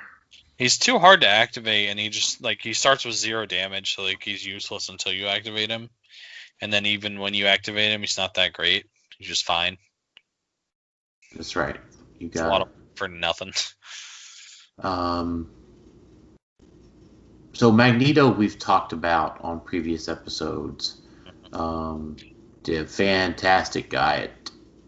Fantastic. Yeah. He's another one that's 90 points with the Krakoan Revival, so you probably play him over Emma. Yep. Dr. Cecilia Reyes. She's really good. Her support power you can use when they're full health, and you don't have to hit. So it could just be a +X to defense, just like as a power action. She's got barrier and defend and 18 defense. So for 30 like a sidestep. Yeah. Sidestep. She's a solid support. I like her. The barrier helps a lot too. Karima. What does Karima do? I don't even remember. Oh, Karima's the one that she's the forge of the set. You can't use stop, and you may choose a standard attack power. She can use that power until she chooses again. Traded energy shield and the robot team up card. I don't think she's good. Probably not, but I think it's something to think about when we see all of the team up cards. Hope Summers. We talked about her a bit before because she was one of our cards. Yeah. But she's another one that we got to see how Krakoan Revival rolls out. We got to see how X-Men rolls out because she like I've said before, she's the best Hope Summers we've gotten. I feel like we just have to see what's available. We have to see how Krakoan works because if it works well and she just keeps gaining powers because she can stack this, I believe, every time it happens. Yeah. She just keeps gaining powers. I mean, sure, for 50 points, that could be potentially good. It's potential. On her own, she's garbage. But she doesn't have Krakoan Revival herself, right? No. She's one of the 5. So. Right. So yeah, you better hope that she starts building up and obliterate beam her. So. It's very hard to play a 50-point die like this without a stop click. It's very hard. That's right. Yeah, because if Vulture goes off, she's dead. Not only dead, but a hindrance to the rest of your team. That's right. Shape change from somebody next to her. Yeah, then that could help. She could pick powers to defend a bit. Then she misses the shape change and dies. Super senses and shape change. Show up both. All right, we're not going down this rabbit hole. That's right. Proteus. We're not. You know what? I like Proteus in all of his forms we've ever gotten. I don't feel like they've ever done Kevin McTaggart badly. So here's the thing. Flex power. Right, yeah. When he uses Perplex after resolutions, you may move the target 1 square. Right, so it's a little sidestep for friendly characters. He can use it on himself. If Mastermind with Steel Energy. That's right. It's kind of cool. It's just another. It's going to depend on X-Men. I don't think he's meta, but I think he's always good, right? I always like him. So, but yeah, I mean the Perplex power is very neat. You can move somebody in so that you can charge at them. Yeah, there's a lot going on with that one. I like it. Yeah, I do too. Chode makes me laugh. The Kree bystander's probably not worth it. No, he's not. Okay. No. Raza, not really worth it either. Parry and Riposte, no. Unless there's just something weird we're missing with Starjammers, then no. Dude, Starjammers are kind of cool. They can all use those support powers twice. I'm down. Not down. 51 is 51. We'll have to come back to at a later date. But Joe specifically has said that he will be revealing Maggot's Dial on the 9th of December. So cool. Moving along. Gambit. Somebody did ask about Gambit. I'll make sure I give them a shout out. Tylor Murin. Either way, thoughts on Super Rare Gambit? He's it might be the best Gambit dial I've ever had. But it's just not quite there, right? I'd probably be a little upset to pull him as my Super Rare. Man, I'm not sure. I don't know. The Apocalypse Gambit, I think, was even better. Maybe. I like the free attack on non-standard characters. That's super cool. With Precision Strike. Right. Yeah. So you can get rid of Dark Phoenix. Yeah, or any retail. Pretty cool. You could maybe use him with Krakoa, which you might talk about later, to pop across and just kill a retail. I don't know. That sounds something. But yeah, he's probably not good enough. But I think he's got some cool stuff. Yep. You know what? So next up, we have Captain Britain, and this one's Betty Braddock. Betsy. Yeah. Which, oh man, I feel like this is worth at least saying, which triggered some guy that used to be in our Facebook group about this feminism, something toxic or another. Feminator. Yeah. Yeah, I'm like, I had a. This was on Friday. I don't even remember his name now. I'm sorry, dude, if you're still listening to us. I doubt you are. Yeah. But who is Betsy Braddock? Well, I thought Betsy Braddock was like, isn't that the like reporter girl that works at the Daily Bugle, or is that somebody else? No, it's Psylocke. Yeah, it's Psylocke. Oh, is it? Okay. Yeah, it's Psylocke. This is the Okay. I believe this is the Earth. No, it's Earth X, but no, this is the Excalibur one.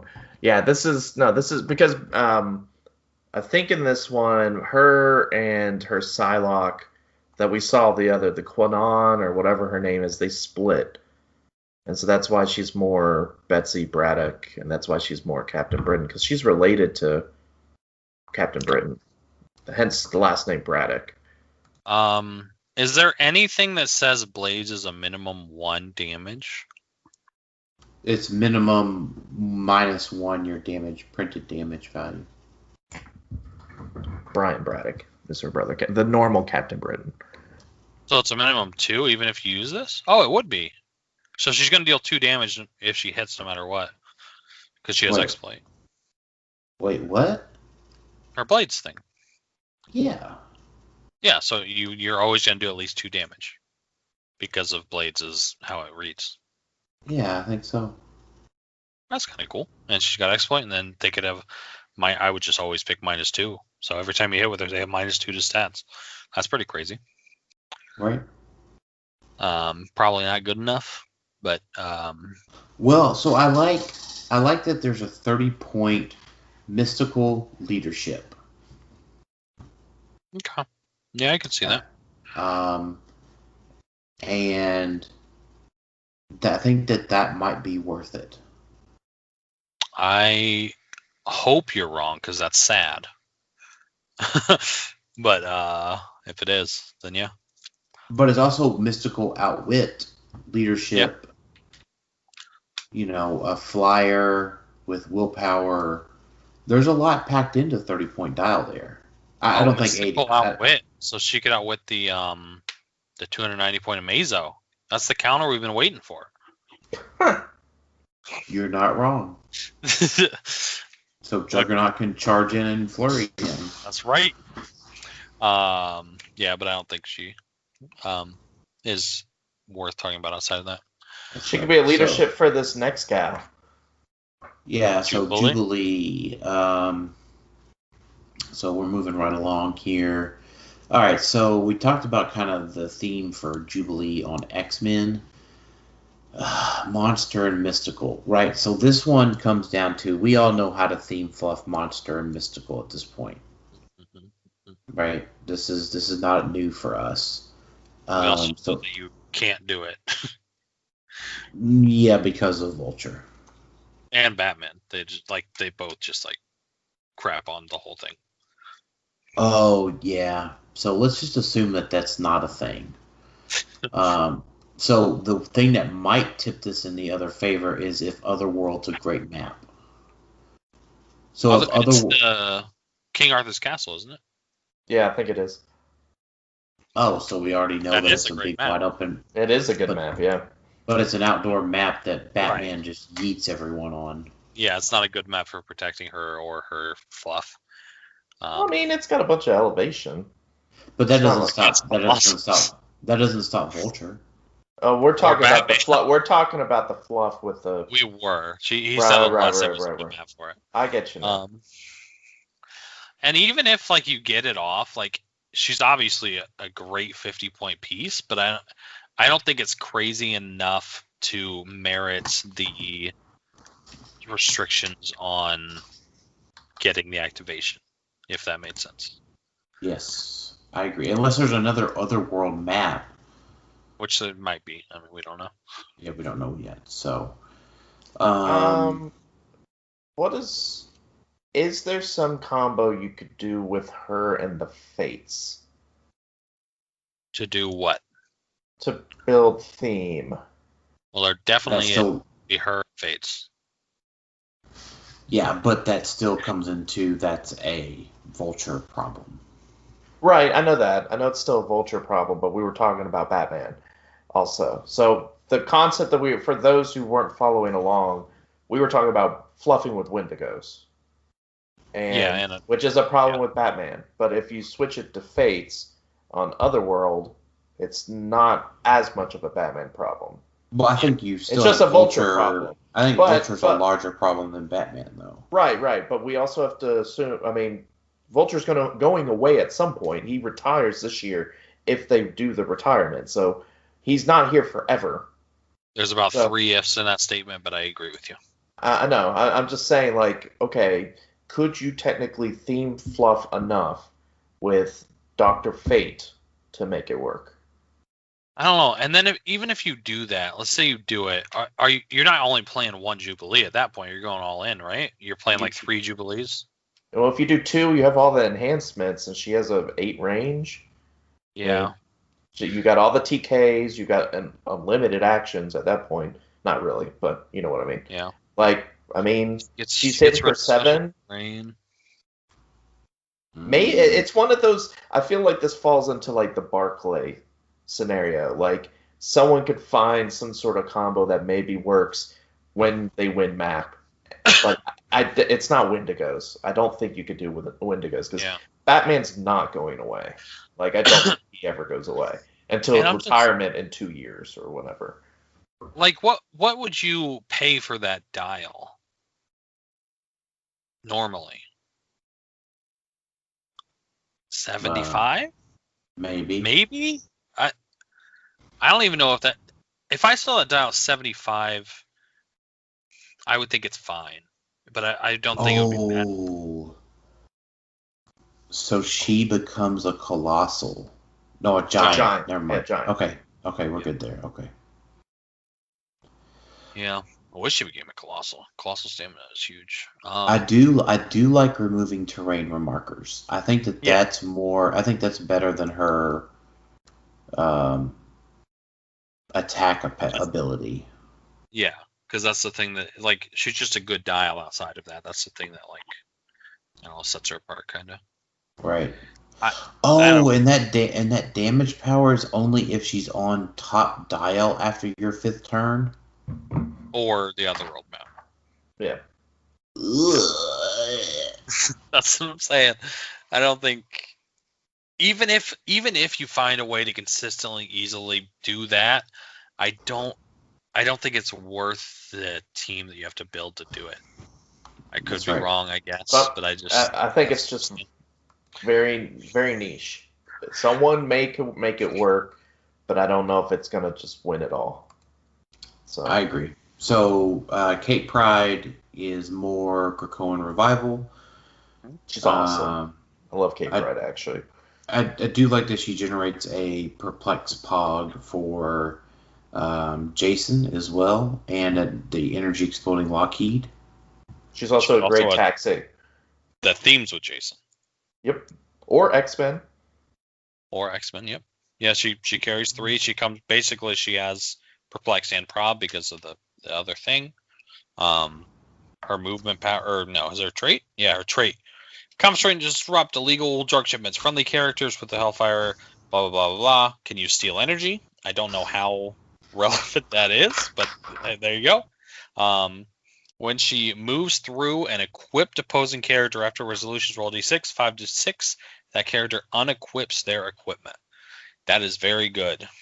And she can do it twice? Yes, because she has sidestep on her speed power. So she moves through them, she rolls it. If she fails, she can just sidestep through them again. Or if she succeeds, she just sidesteps to pick it up and run away. She's very good for her point for value. 65 points. She's not like super. She's got 6 clicks. She's 20 from range with a prob.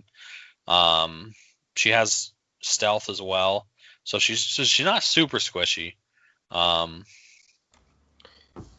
She's good.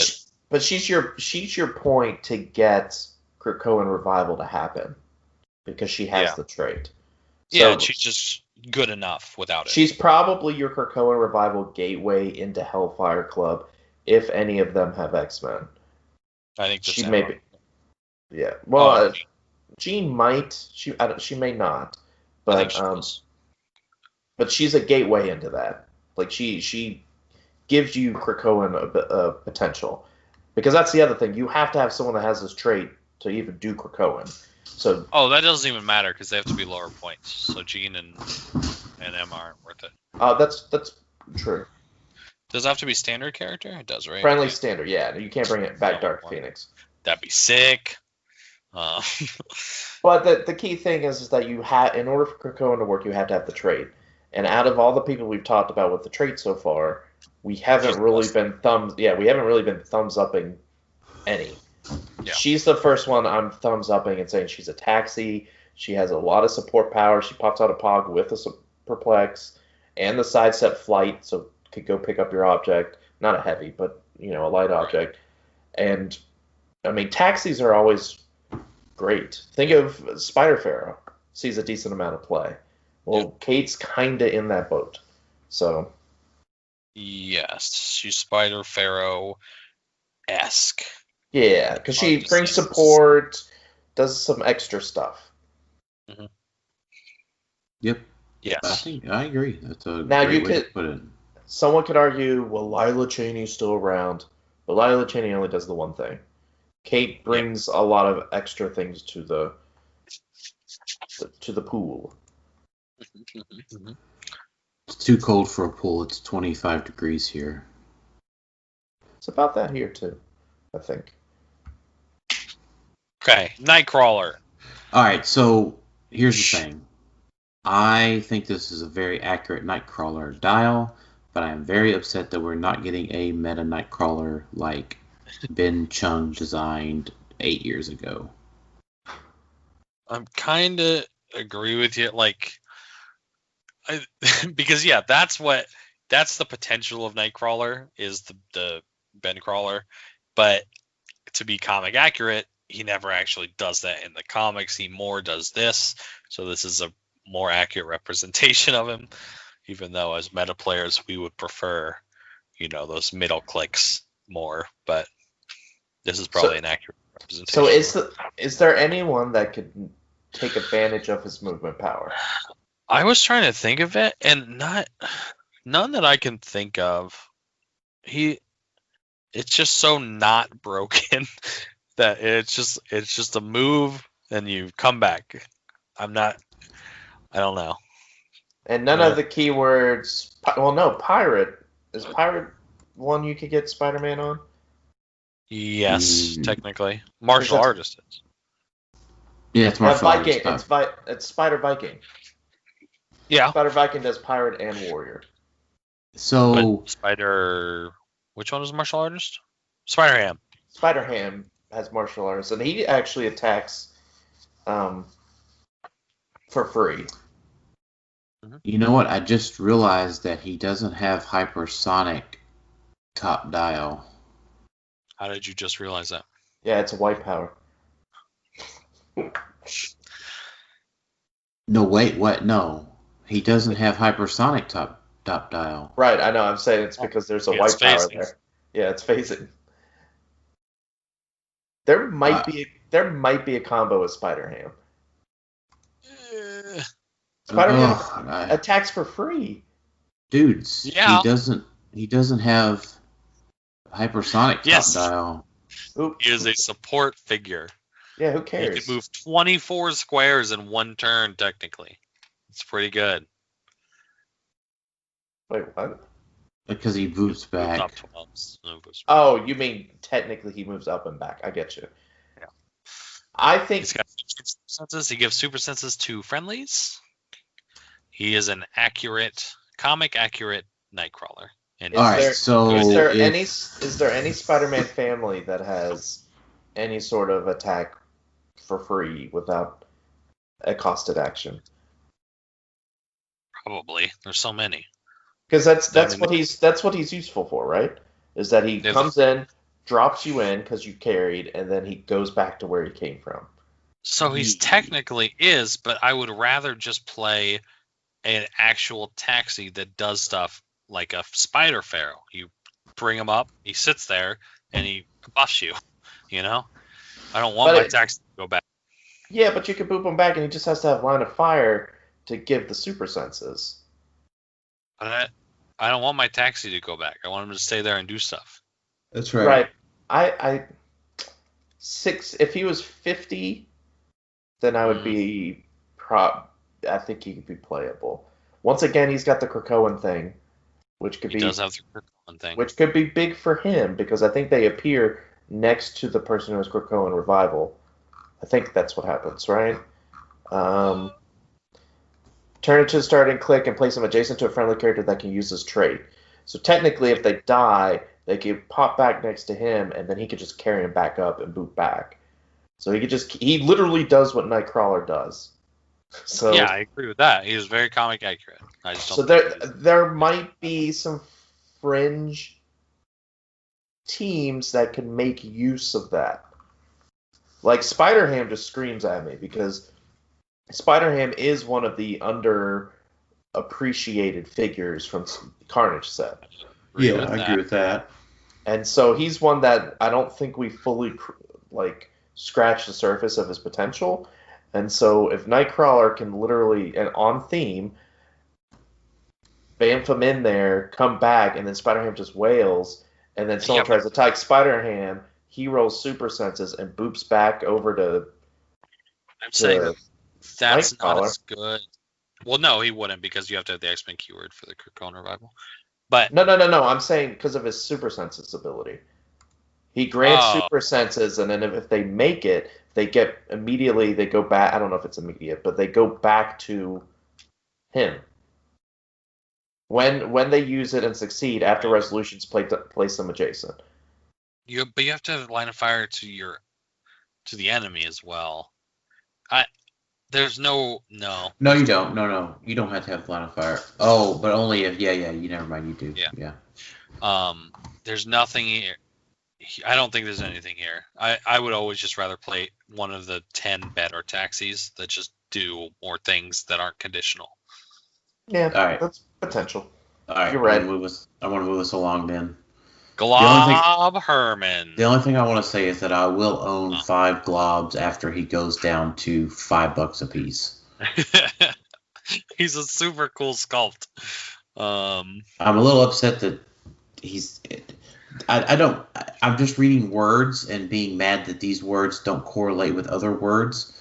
It says that he's an Omega Gang Enforcer, so I want him to have the Enforcer's keyword along with the Earth X things. Yeah. I realize that it's not even the same thing, but that's how my mind works. All right, Cable. Yeah, that's fine. Yeah, it's kind of like a typical Cable. Yeah, it's a Cable. He has passenger 2, and he has free if he has 2 actions he can move, and he has traded phasing. So that could be something that comes to handy. Right? It's not. You don't get to use the phasing with that though. Yeah, isn't phasing a move action? Oh, it's just move, not a move action. It's just little move, not big move. Yeah, but still, you get to do it 2 turns in a row, right? Because you'll push to do it, and then you can move that turn, and then the next turn you can do it as well. That's right. 2 turns of free move 10 with passenger 2 is cool. He's got a long dial. But he's 2 points. I wouldn't call it long. Yeah, I don't think you play him at 120. Yeah, he's not worth it at 120. I didn't maybe even see 60. out of short dial. Yeah, maybe 60. Okay, I didn't even see out of short dial. That's way better. Right. Yeah, I just don't think it's worth it. Yeah, I agree. All right, on to Sad Apocalypse. Yeah, I'm just going to go ahead and just just keep moving us along here as we're 2 hours in. I know I don't want to rush, but Yeah, that Uh, he's. Yeah. I don't have anything to say about both apocalypses. They're just not there. Other than I'm excited to have them back, but they're just not there. Prime Apocalypse has potential. Prime Apocalypse, when played with Prime Batman and Prime Vulture, is great. I agree. And Prime Cable.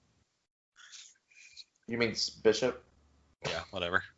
I did that early, didn't I? Feature guy number 2. I'm with Dan that I don't see Super Rare Prime Apocalypse being good enough. I mean, at this time. Yeah. Maybe. I think you can't discredit anyone that has a pick of power. And he has a pick of power. So yeah, I mean, Jakeem at 140 had more clicks. Yeah, but he does a bunch of other stuff, though. I mean, Jakeem was just Jakeem, I do my own thing. He gives other people on your team other abilities. I think he does too much to just say he's garbage. I'm not saying he's garbage. I'm not saying he's good enough. I think with Ruler and Spider-Man Family as a possibility, there's a possibility. I'm not paying 150 points for a charge piece. Yeah. Yeah, I think you play him probably more at 100. I'm not paying 100 points for a sidestep piece. I'm not paying 100 points for 4 clicks. I mean, he can't be pen side. I mean, he can be pulse waved. Just don't let him get pulse waved. I think for 50 points, you add those 3 clicks. I think 150 is his best point value. That's right. But I don't think because you could choose running shot. I mean, it's not like you're stuck with charge or hypersonic. And you can give him objects, exo, to make him better. I mean, but it's hard for me to say that a pick a power piece that also does all this other stuff is just not playable. He might be playable. He's not a clear cut. Oh yes, he's in, but he's one that's like I might play around, sit down, build a few teams, and see if it's possible. But just keep him on the back burner, I guess. Speaking of figures that's not playable. Yeah, we talked about Black Tom last time. Speaking of another figure not playable. Rude. I'm just kidding. Rude. So, Tylor, given the length of the episode, we might need to just record again with our Juggernaut builds. That's fine, I guess. I want to make sure that we have devoted audience and devoted time to our Juggernaut builds. Because I've got probably 20 minutes I want to talk about Juggernaut. Okay. So we're going through the basis of the stuff with our set review. We're going to revisit Juggernaut several times. With Juggernaut having the mystical keyword, he is now part of the blender. Wow. I don't know if he's that good. He is without a doubt that good with the mystical keyword. Okay, I think you have a build in mind now, and I want to hear it. Okay, fine. We can talk about it. So, I mean, mystical keyword, right? He's not dependent on map. Mm-hmm. So you've got the Fates that can get him the Ock Arms, get him on Ancient Hold, or King's Tomb, or Data Mine. Right. Get him TK'd out a ton of times with the extra actions, with mystical keyword, like the Captain Britain lady we saw. Mm-hmm. So that you can get the leadership, the actions from Fate, so that you're not so 76 dependent. There's plenty of opportunity for spin ring shenanigans. We can get him across the map with double 76s. Mm-hmm. There's enough perplexes with mystical to get him yeeted to the moon. Yeah. So Billy, Fates, mystical leadership, Ock Arms, Juggernaut, wreck shit. I like that. Yeah. I mean, he could definitely get to the other side of the map. and he's definitely going to hit like with Ock Arms, Right. And then you have, whenever they try to hit him back, Tri-Sentinel coming for that ass. Sure. I'm assuming with all that stuff, you're playing about 100. Yeah, not 175, not 2 points. Yeah. Okay. I like that. I mean, super strength knockback, 4 damage, 11 attack, flurry, giant reach, charge. None of this. You can't use any of the good bullshit. Can't perplex yourself up. That's right. So he's out there, bop, bop. If any of y'all play Warzone, the R90 is a fire shotgun, and it goes doof doof. So Juggernaut, your new doof doof. Oh, I like that analogy. The only thing I would say about Juggernaut, because he's not my type of piece. He's okay, screw you, Alex. I just don't play this type of piece. I'm just kidding. If Emperor Vulcan sees a lot of play, that's a concern for Juggernaut, because he's pulse wave sensitive, isn't he? Yeah. I mean, also stop. And Juggernaut's not going to be getting through Vulcan. Maybe with the flurry. Yeah. You would need some perplexes to help him get through. He'll get through the stop clicks, but all the rollouts and potential, that's really the only other figure in this set I'm concerned about, is because he's the only other big pulse waving piece we got. Because Vulcan could pulse wave him to a stop click and then just have someone hit him with another pulse wave, I guess. I don't know. No, with a 4 through 6 impervious that he can get out of on pulse wave. Seems pretty good. That's true. Or exploit. I mean, exploit could get through him. Also, with a Juggernaut that can reduce penetrating damage. Oh, I see. Sorry, I was thinking of Precision Apocalypse. Strike. I was thinking of Apocalypse that reduce, or whatever figure it was that reduces the pen side but not exploit. Right. Yeah, I don't know. I mean, yeah, no, he's real good. I'm just saying Vulcan's the only one I see that might cause a little bit of trouble, but yeah, he has to worry about pulse wave, obviously. But most figures do. That's true, but not Vulcan. Just re-emphasizing Emperor Vulcan is a good figure. Good piece. But I'm not probably at this point. I'm not going to not play Jugs because of Emperor Vulcan.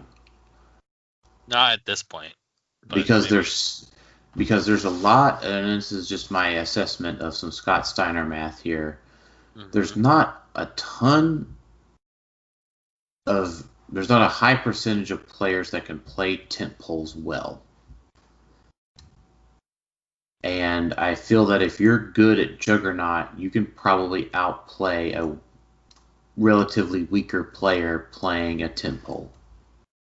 I like the noob tent pole, so we're getting like Vulcan and even a little bit Juggernaut to some extent, is that they're offensive instead of as defensive as they have been in the past, like with Dark Side or going back to Unimind. I like that they're more offensive now. Makes it more fun, at least for me. I agree. But, I want to talk about Juggernaut more in the future, and I want to talk about builds, more specific builds with him. Cool. Richter. He was great in Castlevania. That's all I got on him. All right, so give me the reason why Mother's so good. Well, how many points is Big Tony? Your mother was great last night, Trebek. 15, so 2 of them's 30. Wait, what? Oh, it's a title character, that's right. What did I say? How many points was Big Tony? I didn't mean Big Tony. I was wondering. What's that dude's name? The double perplexer. Oh, Scott. Everett Ross? Yeah, Ross. Yeah, he's 30 points. Right? Yeah.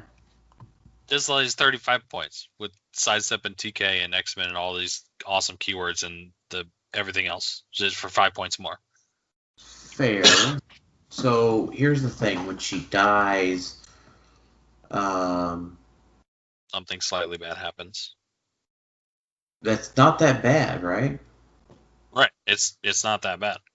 And it obviously the goal is to get to her -3, which isn't that hard because you're probably keeping her back in the starting area as much as possible. And then, once you get the -3, then your opponent does not want to kill her, or you want to kill her even. Maybe you'll just push her to death. Yeah, but she has sidestep, TK, double perplex, X-Men, scientists, Brotherhood. She's great with Juggernaut if you want to play him on an X-Men or Brotherhood team. So whenever she gets to -3, her death effect is lessened. Yeah. Yeah. It gives them all, what is it, X-Men characters? Yeah, they're all standard X-Men characters. Yeah. Perplexity. What are you doing, stepmommy? Okay, wow. Took a turn. She's playable. I think she's totally playable. I think that she is so playable. It's not. She's the most boring type of obvious meta, because at the very least, I think she just replaces Everett Ross on most teams. At the very least. She can only do it once, though. She can only do it once unless you heal her. But most Everett Ross teams are Alpha Strike teams, right? So you're using it once and then. Yeah, I know, but she's got the X-Men team ability, so she can just. Right, to heal her up. It's not that hard to get healed back up. And if you don't, you just got double prob instead. That's fine. To me, she replaces Everett Ross. If I had to put money on which piece in this set would see meta play on a winning team, it would be her 100%. Right, because she solves your TK issue for heavies on unthemed teams, because unthemed teams were already playing Ross, but they were also including a TK. Now, they might have to use that TK still because, they were using, Magneto's effect for the extra square. But this is something I can get behind. I get it. Yeah, and it doesn't excite me. She doesn't really do anything new. She's just crazy good for the points, so I think she'll just see play. No, she's crazy efficient. That's good. We like crazy efficient. We do, but it's not exciting to me. She's not going to be in the meta because she does some awesome cool effect. She's just there because she's exciting. A 10-point piece with Perplex would be exciting. It's gonna see play. Everybody knows it. It's just there, right. But it's not exciting. That's how I see her. All right, and then next up, that leads us into North. Do we have to talk about North? No, I don't really like him. I'm sorry, I just don't. He's not great, but he's got a lot that is annoying. Right, so right? I think the only thing I think is cool about North is the Mutant Chimera trait. That's the only thing? Well, that's has some possible uses, right? 12 is a good attack value, so that could be a whole lot of perplexes. Could. I don't know how often I'm gonna pay $75 to heal someone with the X-Men team ability to pull that off. Oh, I don't think it'll be $75, but 75 points. Sorry, in my head it's $75 because that's way too expensive to put on my team to do that. So yeah, he does lack willpower, which is a bit annoying. He can be outwitted, which is a bit annoying. And yeah. So the big thing is that he has 5 through 6 imperv super senses, and he has shape change, right? Well, 4 through 6. Or 4 through 6. So if you get all those, the chance of them hitting goes down to 5%, if that. That seems good. That seems cool. Right? Where does he have shape change? On dial? Super senses. You mean? Oh yeah, on dial shape change. Oh, No, wow. he gets the plus Look at one this. for Hey, guys. super senses though. Oh. Hey guys, figures have standard powers printed on their dials. Sure do. A couple of them. Who would have guessed? So he also has free mind control after he uses running shot, or I think TK2, but I don't care about that one. He has free mind control. Like that's pretty cool. He's got a lot of I mean, I do like the free TK. Oh, I like the free mind control. Well, so yeah, I mean both are good, right? But I mean Yeah. TK is also useful to get yourself in, or get yourself out, or get someone else in.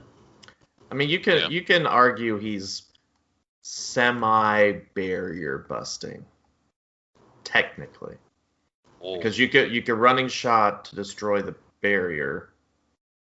And then attack somebody? And then, because it doesn't say you have to hit someone. It says after you use running shot, then he can use mind control. Yeah, Right. I don't like him for that much. I mean, you're talking about this running shot, shooting, and then mind controlling again. I get that. I'm just thinking for what's probably going to happen, because he's too,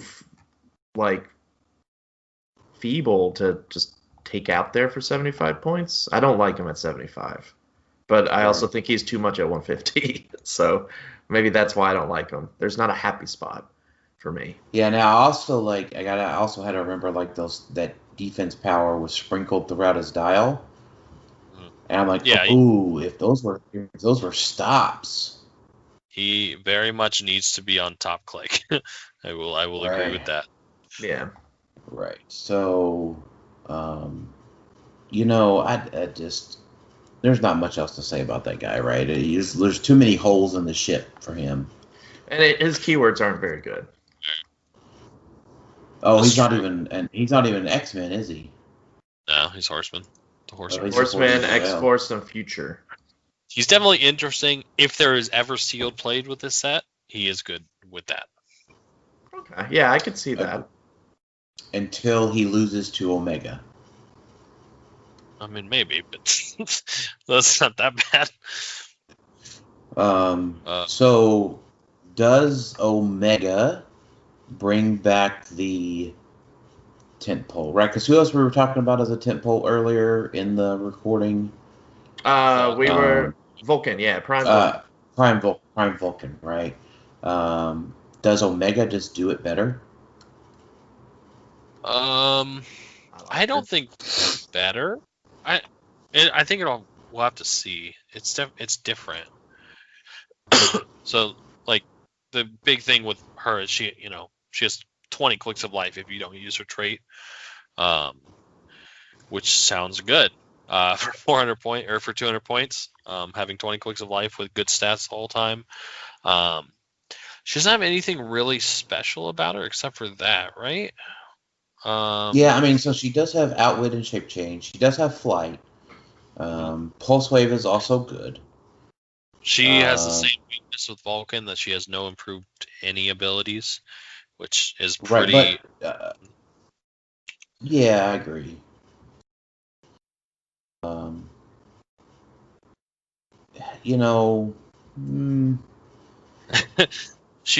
If you have a way to heal her consistently, it's a lot better, because then obviously she can get more of those tokens and buff herself up. Also, like once she gets hit, like it's pretty scary because she's guaranteed then to have, +3 to all stats for a turn.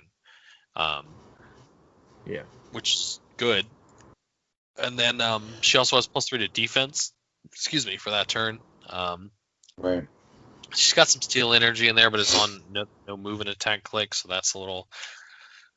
Well, you're thinking like probably, between Robot and Sentinel, right? You're probably giving her the Soul Gem. See, I don't. Yeah, maybe. Maybe the Gauntlet? Is that crazy? I know that's a lot of points with her being 200, but you kind of are okay if she takes a damage from it. In certain instances. Well, so if I mean, that gives her tokens, but I mean, like, you just build up tokens with the soul gem, right? Because you just ignore willpower and then bring it back. Yeah, but that's riskier because obviously you ignore willpower, you're double tokened, and so you just gotta hope you miss everything. Like I think. Well, hopefully you're killing something, right? Like, I mean. Well, yeah, but I'm thinking of on paper. I mean, obviously she's arguably the best piece in sealed. I think for constructed, I feel like because the way her power is written, that she can definitely see play because it's just whenever she takes damage. And if it was tied to just an opponent's attack, then I would say, okay, well, maybe not. But just because she can do it from any attack, and for each damage she gets a token, there's something not necessarily exploitable, but there's something there. Like if you could find something solid.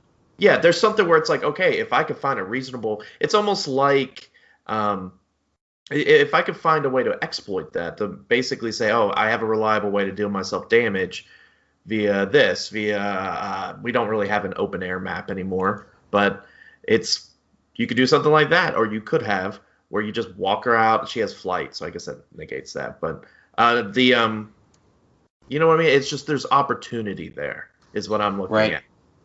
Right. So you have to remember, like, just any time. So obviously, a lot of people are thinking about like probably robot with her, right? Because Penny and 76 and all these other cool Spider-Man pieces.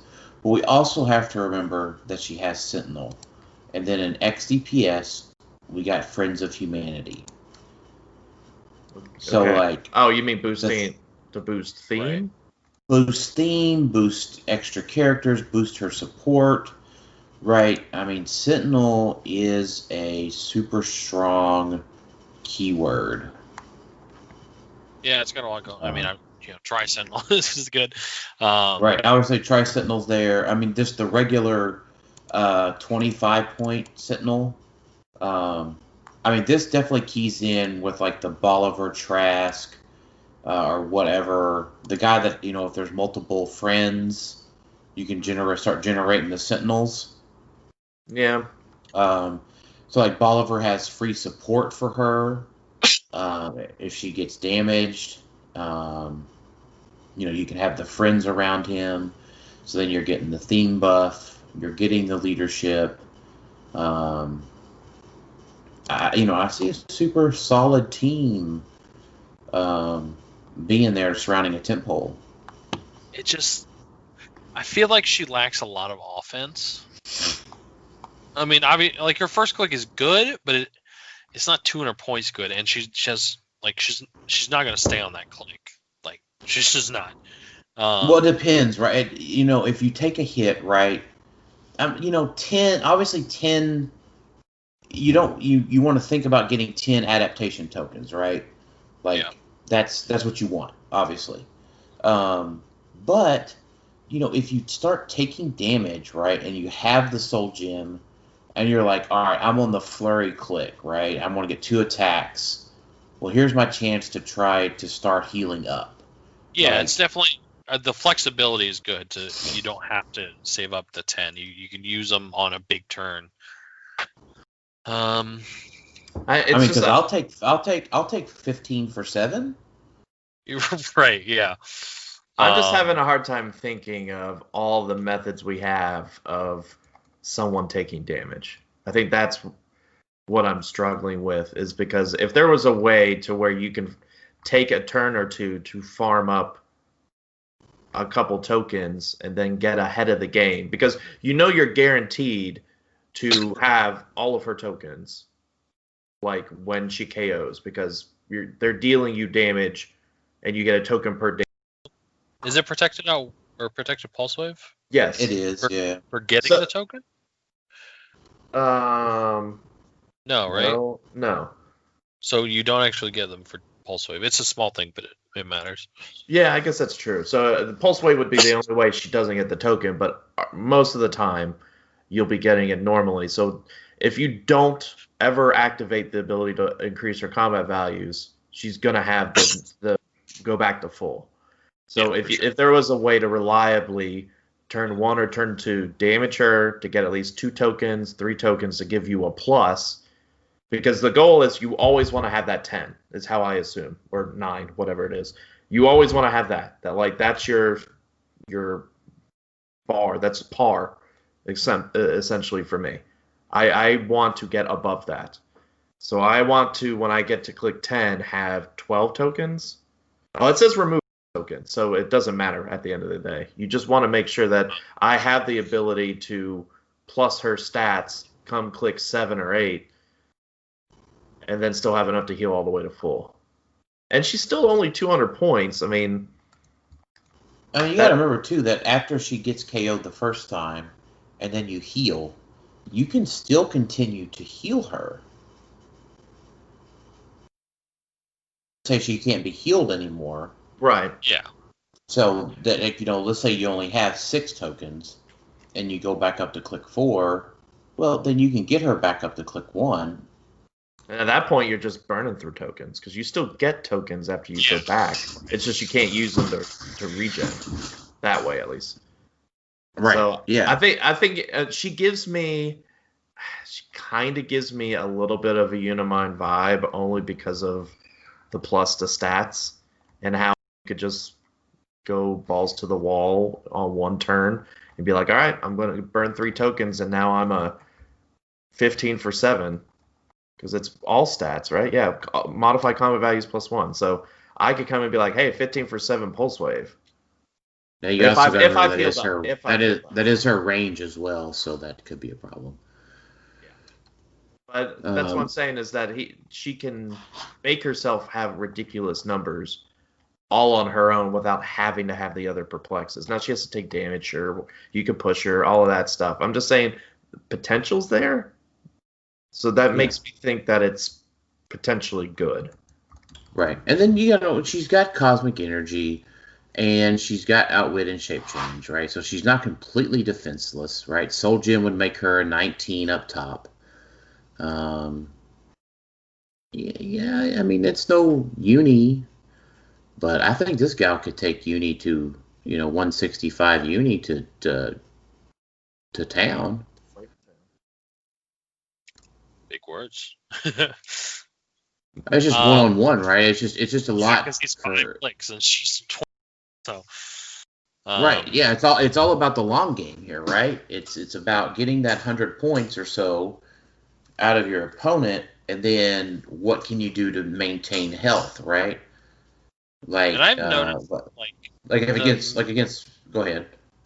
I'm just saying the meta seems like it's low on damage a little right now, because you have things like a lot of your points are tied up in Marvella's, Mary Jane, 1776, and they're not dealing a ton of damage. So if you have something like this, it's not like in the past where you had like a Doc Ock hitting you for however many a turn. So it could be a good time to use her. Yeah, it's not reliant on. Today's meta, I would say, is more reliant on multiple hits for damage, as opposed to the one Cyclops hit, the one Uni hit, to just, you have to watch out for 7 damage hit. Like, that doesn't happen as often. Now it's like, you got to watch out for 2 flurry hits for 4, which arguably is worse, but that means you have multiple chances for shape change, super senses, all of that. Yeah. Yeah, so... Yeah, I completely agree with that. Yeah. I mean, it's just one of those things, right, where, if you hit her real good, right, and you're like, all right, I'm making inroads here. And I'm just going to give a theoretical, right? Like, if you have the Soul Gem, and let's just say you flurry Steel Energy twice and roll 2 10s. Like, yeah, good. You just wiped out a bunch, right? Like, I mean, I'll talk more about my Tennessee State experiences at some point, and for those catching up, this is a 2-part recording here. But keeping someone healed like that, right, with the Soul Gem or the Carnage symbiote, it's tough for the opponent to whittle you down, right? I mean, they whittle you down, you voot back up with non-standard means, and what I mean by a standard mean would be like flurry steel energy, right, or charge steel energy. If you're using range steel energy or KOing Pogs or energy exploding Pogs and then healing back up, wow, it gets very hard for them to get past you. Now, couple that with having 20 clicks of life with shape change, invincible, imperviouses, actual regen on dial. I think you could have some legs there. Yeah, I mean, it's definitely possible, and I think she'll be played probably. I don't know if she's better than Vulcan. Vulcan offers a lot. She could be. I think it's tough. She has better keyword support for sure.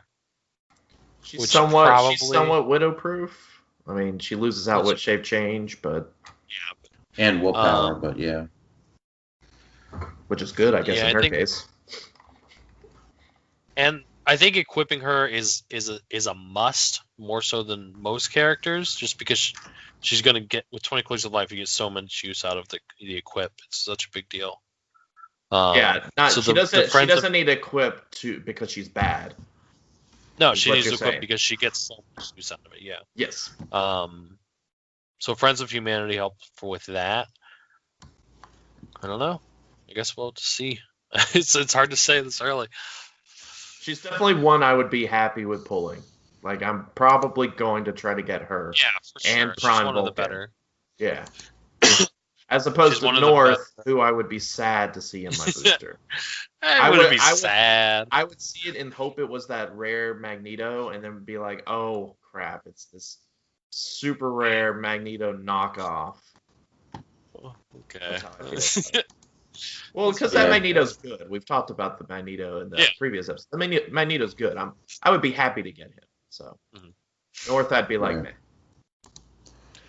Yeah, I don't know. I mean, it's just one of those things where you're talking about, Omega, Bolivar Trask, Friends of Humanity, and a Tri-Sentinel or two. Probably, you can't do 2 Tri-Sentinels, but you can do a Tri-Sentinel Bolivar.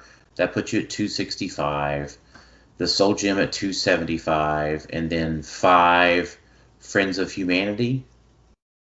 So that's a +8 with a 200-point figure.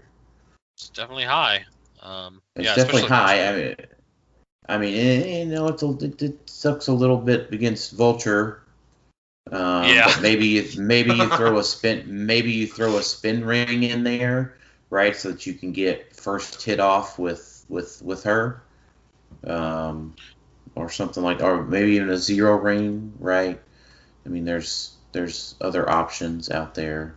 Yeah, because you would obviously want to take the Hulk approach, where you play 2 objects and you have to make them choose which one they want to try to steal or take. You know what I mean? Like, it's like, oh, I play Exo and Vulture Wing, or Dog Arms, not Wings. What am I talking about?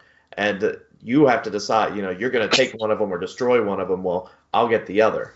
So it might be one of those scenarios where you're like, all right, I'm going to play Carnage, the Carnage Symbiote, and the Soul Gem.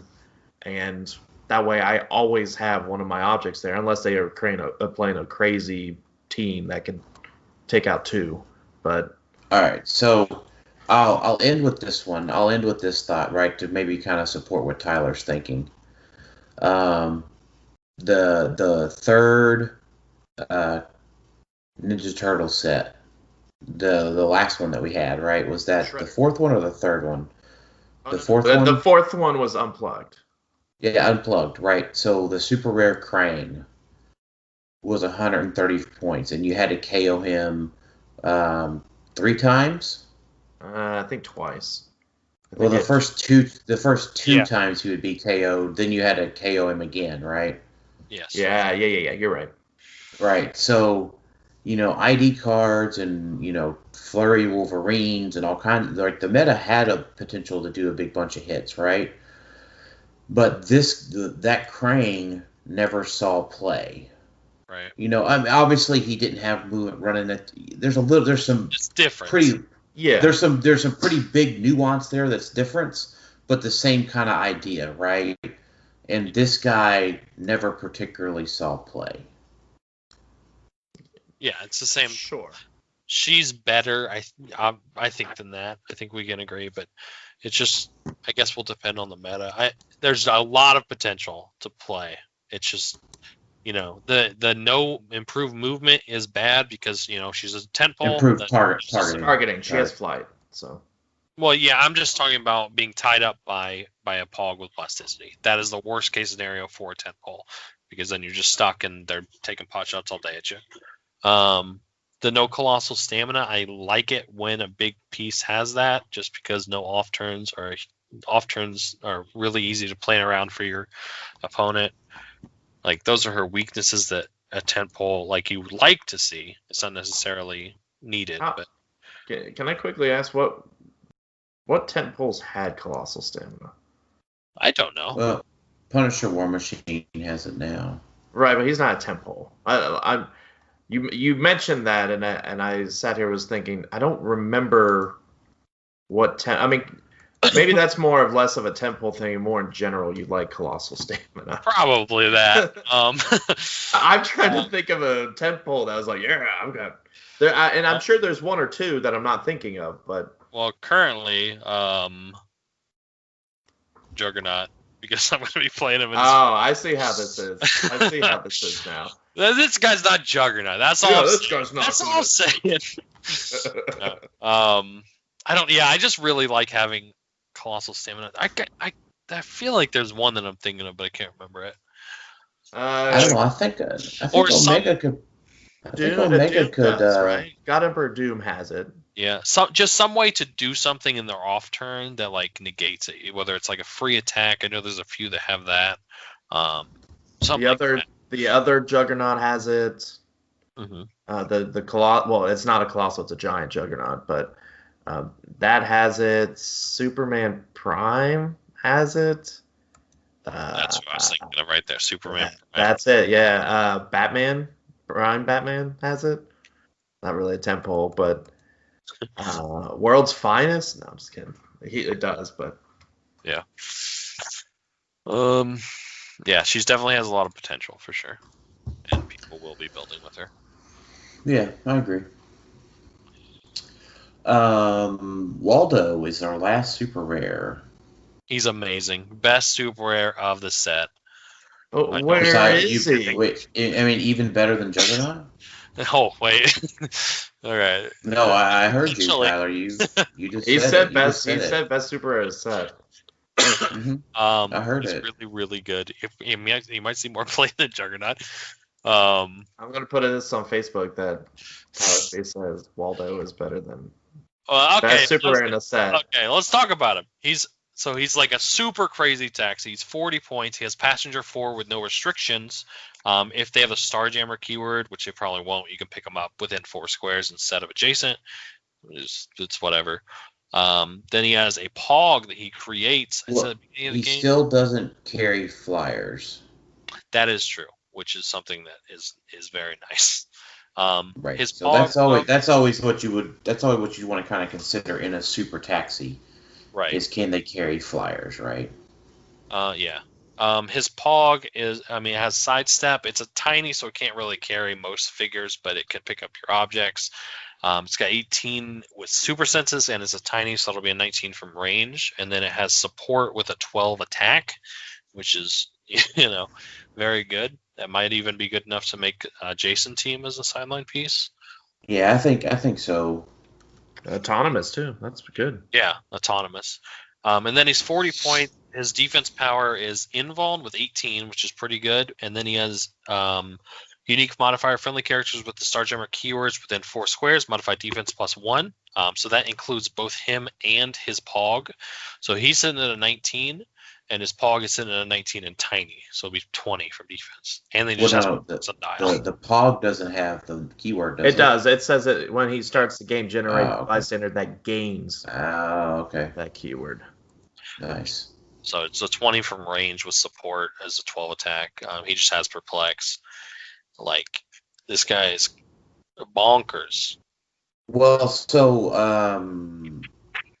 the Gold Ball's egg. What? Generating lights for Sikorsky to throw with a 12 attack. And so you can pick him up with sidestep. Dude, this guy's crazy. Yeah, Egg is fantastic, right? Yeah, Egg's amazing. I was actually looking back on Egg. I didn't realize he was 25 points. I mean, it's still probably bad, but the dial length is impressive for that many points. That is true. I'll give you that. He just has bad keywords. I mean, as robot. Yeah, but he's not going to go on a robot team. You mean Egg or Waldo? No, Waldo, Egg. Clearly. He's not going on a robot team. That's just probably not. He's a non-themed taxi. Because robot, you would want him on a team where you could really utilize his support. I feel like he's good non-wise, but to maximize his potential, you would want something that could utilize that Pog, and robot generally can't, because half of the good robot figures can't heal. Oh, that's right. They're either retail, they're the Danger Room figures, Amazo can't heal. Like, now, some of the newer ones, sure, but most of the staples of a robot team, support does nothing for them, generally. Yeah, I agree with that. If he could carry flyers, I'd say he'd be great with Omega. Yeah. Yeah. If he could carry flyers, it'd be real good. But I don't know. But I think he could definitely make the Jason sideline, right? I think we could all agree on that, right? Yeah. I mean, yeah, he's definitely a support bug. Support with 12 is great.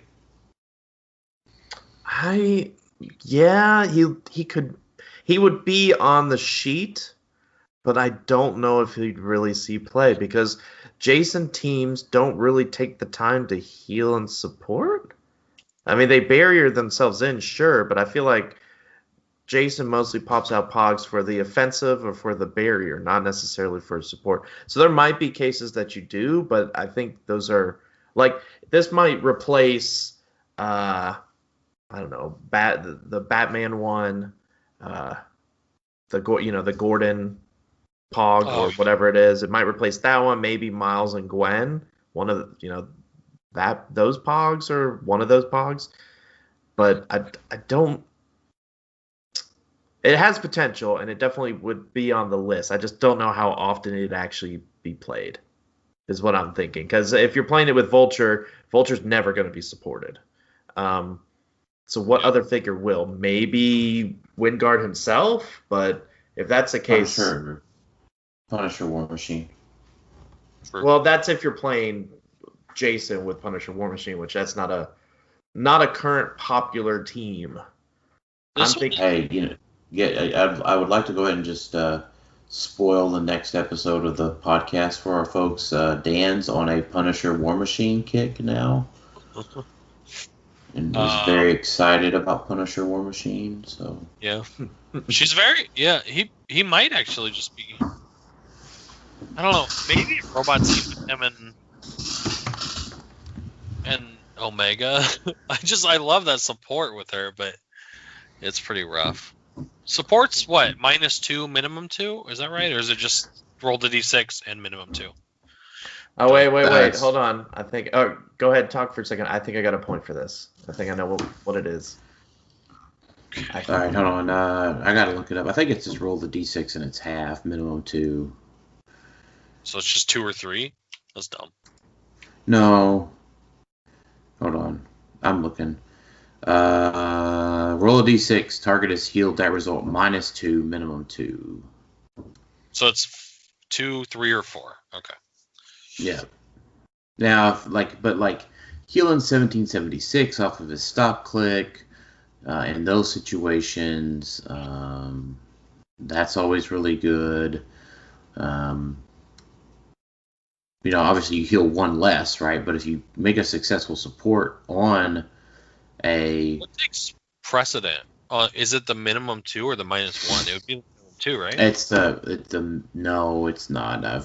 It may be now, but when I was playing Uni, it was the other way around. Oh, okay. It was the minimum 2 minus 1. But, as we are both well aware, or all three of us are well aware, rulings change.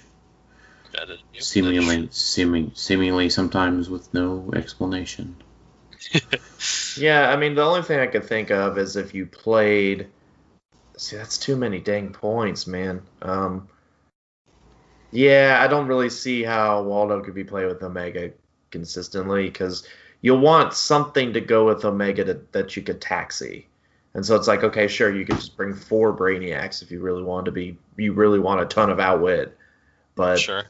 But it's like, okay, even then, that's like 80 points. So you only got 20 points, so there's your objects. Is that your team? Your team is Omega, Waldo, 4 Brainiacs? That doesn't feel right, So, I think it's not meant to be with Omega, but yeah, I mean, I see the potential for sure. It's just what other robots we get, I guess, that can be healed, because that's the problem, is they can't. I mean, I think the only thing that I'm conclusive on at the moment is that it does make a sideline for Jason on the themed versions with Jason. She goes with Douglock. There you go. Douglock's awesome. We did agree on that. So now into the chases. Oh, she could go on. Last point. She can be Steve Rogers, so she could be an Avenger. Or robot. It's a robot, whatever. It could be an Avenger. That's true and pretty relevant. So. Now, Black Widow could use support team too, right? Because of Trinary. Trinary gets this guy. Yeah, that's true. It's a robot under 50 points. Trinary hype. There you go. Okay. You're not wrong. Yeah. But yeah, I mean, like Avengers getting a good support pog and a good transporter is not bad either. Obviously, because it's a robot. Yeah. All right, chases. So I know Mr. John Waters is waiting on us to talk about Old Man Phoenix. And I already gave him the spoiler that I didn't think it was that good.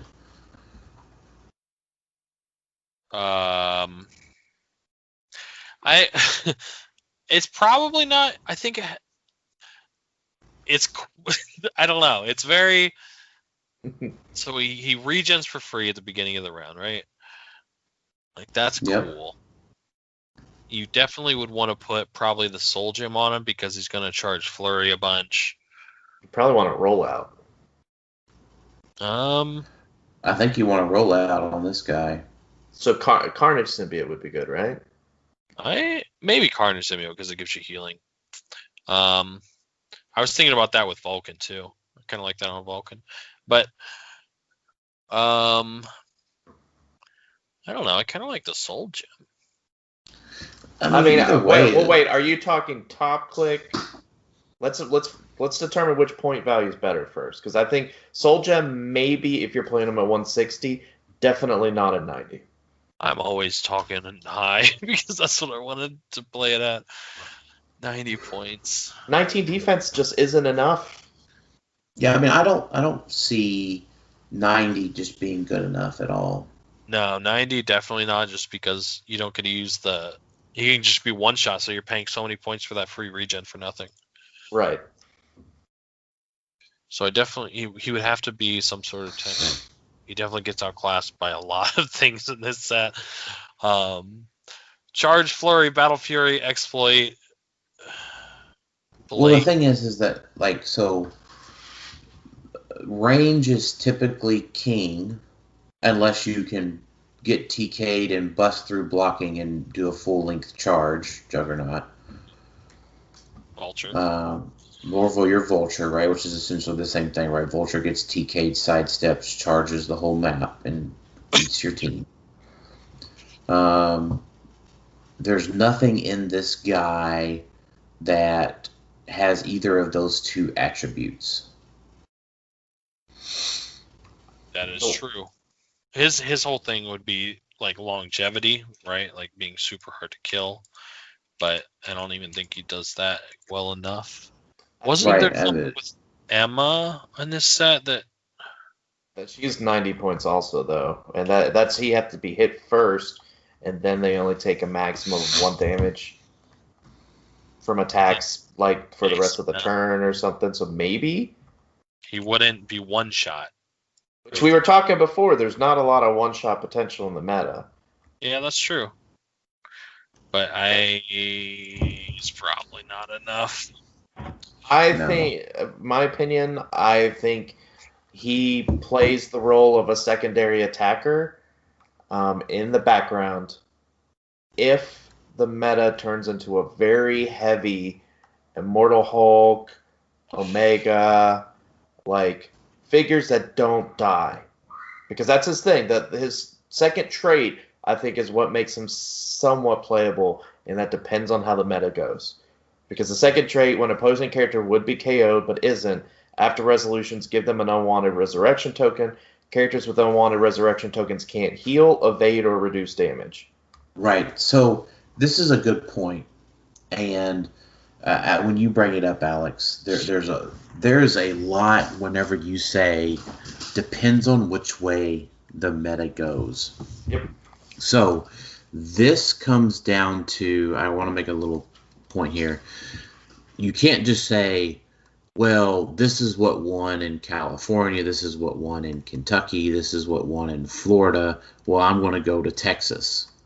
Oh, well, yeah, you have to be able to know and gather and almost do like investigative reporting on, would something like this be a good play at the event you're going to, currently figuring in regional factors. So just because there was 10 Immortal Hulks in Kentucky doesn't mean that everyone in North Dakota can afford 10 Immortal Hulks. Shots fired, Dakota? Don't. Yeah, it's definitely not a shots fired. I'm just making a parenthetical. Sure. So the person that should have been playing Old Man Phoenix should have been in Kentucky, right? He should have played the Old Man Phoenix.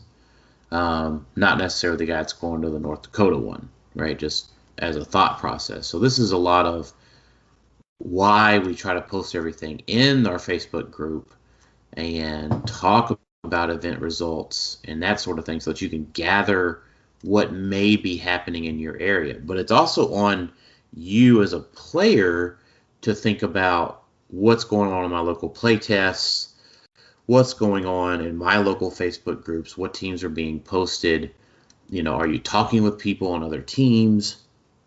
What are you gathering to see what should be played? So maybe you do bust out your Old Man Phoenix. Yeah, I think if you were listening to this, trying to also figure out, hey, we're to the chases. What chases do I need to seek out? Which ones do I need to try to get early? Old Man Phoenix, I think, very unlikely cracks the meta. Like I said, it could be a secondary piece. But unfortunately, because it's a Phoenix piece and it's Old Man Phoenix, the cost is going to be high. Yeah, it's going to be an expensive piece. Yeah, I wouldn't run after him. No, definitely not at the price he's probably going to be for a while. He's going to be one of the higher end chases, just purely off of name and comics and all of that stuff. So, right. Speaking of also being probably expensive, is probably the next one. Yeah. 068 A. Apocalypse. The artist formerly known as Apocalypse. That is not what his name is, Tyler. Doesn't it mean future or something?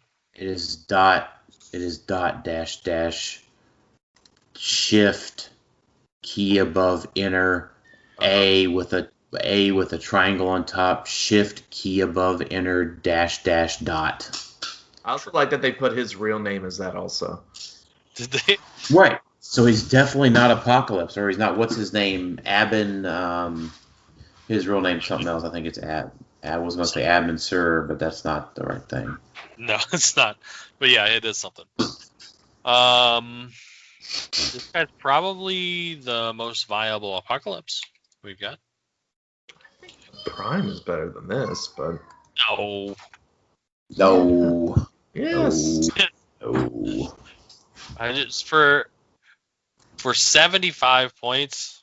I mean, this guy. 70. Apologize. This guy is tough to kill, right? Is he? You got it. Yeah, it's a stop that heals him, and then he has another stop, right? So that's at the minimum 3 clicks, barring any shenanigans, 3 attacks, and then his stop click also has Mastermind, like a stop click with Mastermind. So you want an underused power currently in the meta. I feel like Mastermind's up there on the list. Probably, but that's because we don't have anybody good with that, right? We did. Shirtless Lex. Sexy Lexi. Sexy Lexi, man. Yeah. But even then, it was so hard to figure out how to use it. But yeah. This is another one. He's a Krakoan revival, so. Yeah, I think he's the best Krakoan revival I've seen anyway. Like he's just so hard to kill. His other like shenanigans are kind of so the Mystics is generally considered a negative in today's meta. Maybe less so now because there aren't actually as many retails, but there's still quite a few. So that's a negative. That's on range attacks, right? Only triggers on range attacks. Yeah.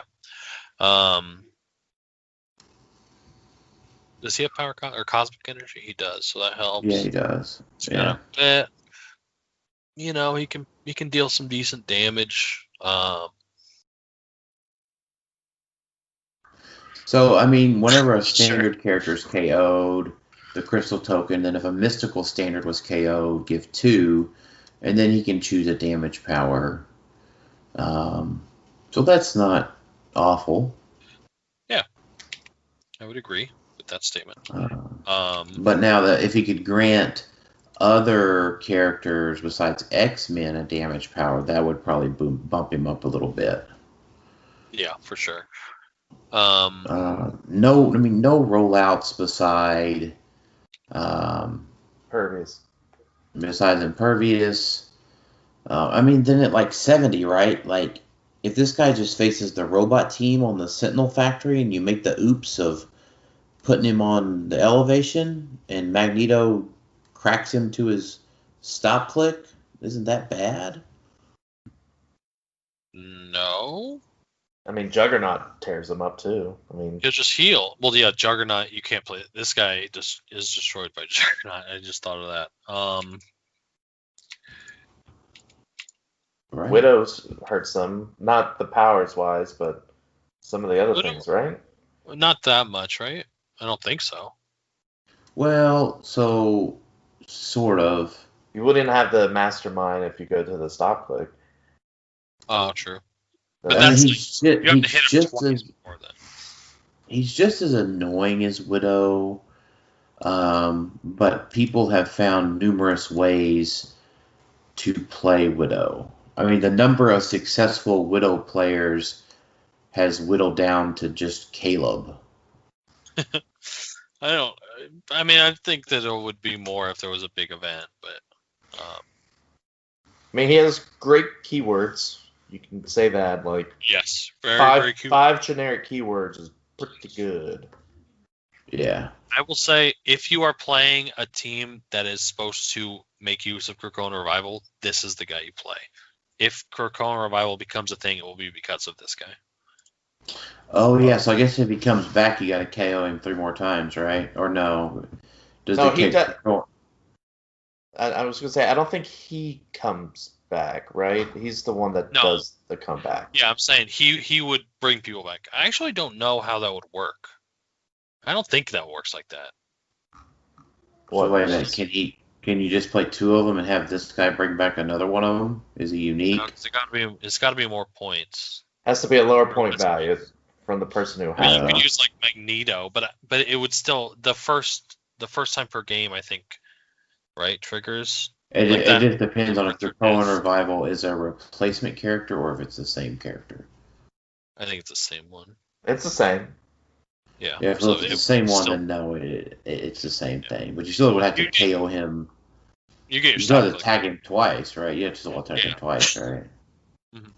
But I was just saying, like, this guy's going to stick around, and he's going to be bringing back, if you have, like, a team full of X-Men around him, like, they're not going to die until you kill this guy, which is hard, right? Yeah, but you could also trigger Mercy Roll, too. You could. I mean, that's just, is Krakoan Revival good enough? Right, yeah, I mean, but we've also talked about, are any of the figures that you can Krakoanly revive good enough? Right. I guess that really boils down to, if we had a bunch of Riptides or something that was low point but could be kind of be kamikaze. I mean, Riptide was an X-Men, but it could be more of like a kamikaze piece where you're like, okay, I'm giving up 30 points, but I'm taking 40 with me, and just keep popping them back out. We do. We do. We have. Hold on. Are you talking about Negasonic? Old Zorn, baby. Running shot pulse wave for 30 points. There's 40-point Negasonic. Yeah, but Zorn. I mean, Negasonic has power action. If they have no action tokens, she can use Pulse Wave and TK at no cost in either order. Yep. So she is a run-in Pulse Wave. Oh, I'm dead. I'm going to come back and I'm very sad because Riptides are just Marauders. Yeah, they're not X-Men, but they came in the X-Men set. Oh, yeah, sorry. H team. I mean, think about the potential of this power, this trait thing, with super rare Wolverines from back in the day. Yeah, that'd be insane. Because you'd be more than willing to go out there, oh, he died, well, he's back. Oh, no, you score 50 points and you get the 10 points or whatever. Oh, well, I've got this killing machine again. That's at top click, or at the 50-point click. I mean, it's just, do we have a piece like that currently? And I'm not sure if we do. Yeah, just have to be like an X-Men Swarm piece. Zorn has running shot pulse wave. You need some perplex to help him. Trying to think. We have the Storm with running shot pulse wave, but she's probably too expensive at 85. Oh man, Tyler's gonna play 5 Zorns and not Apocalypse. I'm trying to think. We are missing that super rare Wolverine from X-Men. Oh, here it is. Yeah. Here it is, gentlemen. We're going to play the artist formerly known as Apocalypse and 3 dupes. No. Just done right there. Dupes. Oh, yeah, because you would get... You wouldn't get the dupes multiple times. You would get the double stop click, though. Yep, there you go, dupes. With their 11th attack, 2 damage. That'd be so hard to kill. Yeah. That's it. That's all it's got going for it. Yeah. What about Legion? Oh, no, he's 75. Yeah, you couldn't do Legion, unfortunately. Man, you know what, Alex? I do like Apocalypse with dupes. I do own 5 dupes for a reason. He didn't know what that reason was until now. You are very correct. Yeah, because we don't really have anything in Regenesis, unless maybe one of those Wolverines, but they're kind of expensive. Maybe a bunch of Icemans at 15. Yeah, there's just not that wow piece. Did they have to be standard? Yeah. Yes. Okay, so not Iceman. They were smart enough to do that. Dude, if they weren't Iceman, it would be Sentinel Cyclops. That'd be crazy. So while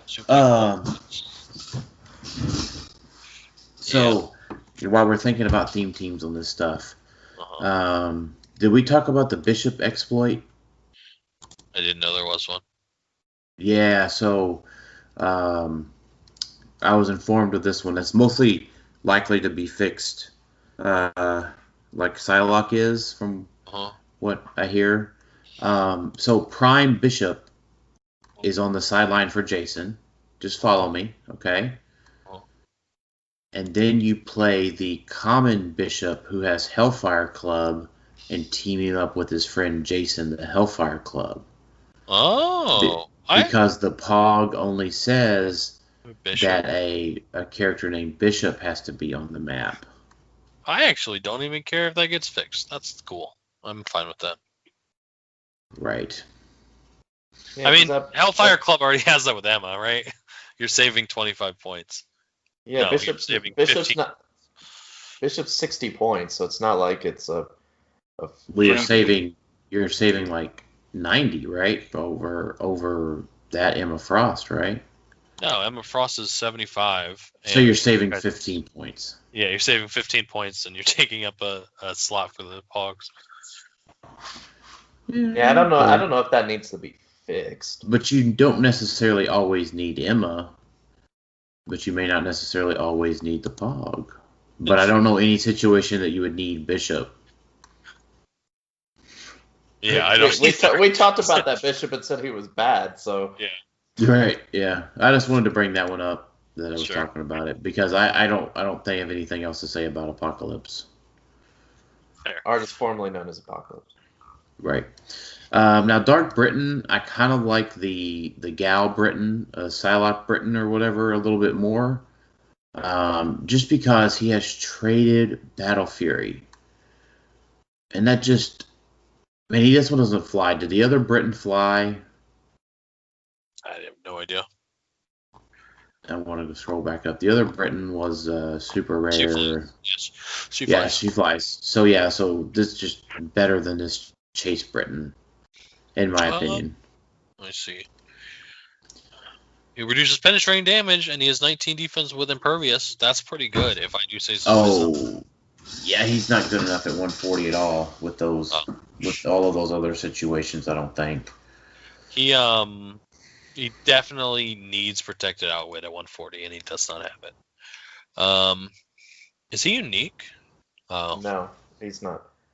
So now, just play I do like much of 30 points. Charge, flurry, blades.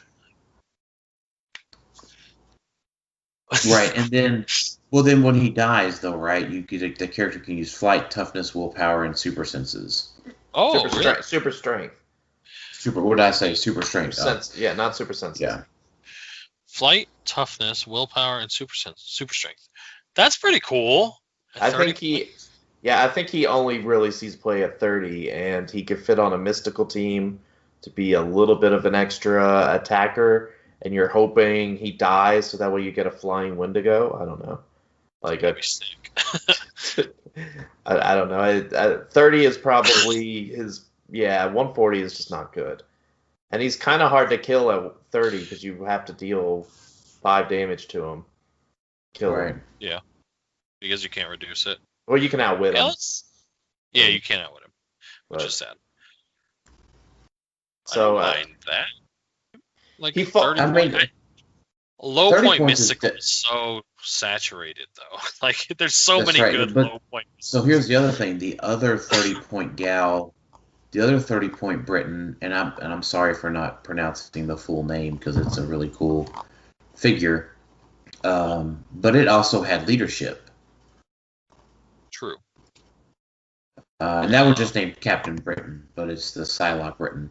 But that one had leadership and outwit for 30 points. Yeah, this guy's just all offense, pretty much. Right. I mean, I do like all offense 30-point mystical guy, but I'd rather be able to have 30 points of support in the Gal Captain Britain and then have 2 Wendigos instead of this guy. Yeah, so like if you want an all offense low point mystical guy for 30 points, you're reaching for 2 Wendigos. Yeah, I agree. He does make a very interesting Excalibur team. Like, not meta-wise, but like, if you look at how many Excalibur pieces we get in this set, I mean, Mother is an Excalibur piece. Juggernaut is an Excalibur piece. The artist formerly known as Apocalypse is an Excalibur piece.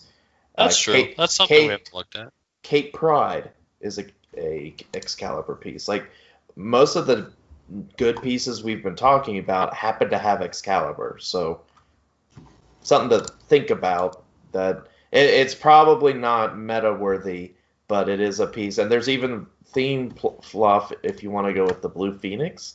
Has it also for 25 points. But yeah, I saw that. It's something. It's something where it's like, if you're an Excalibur fan, you're like, okay, finally I have pieces to build with outside of all the Earth X Captain Britons we've got. We've got some better pieces to build with this time. That's right. I agree. But okay, so the inappropriately sculpted Krakoa.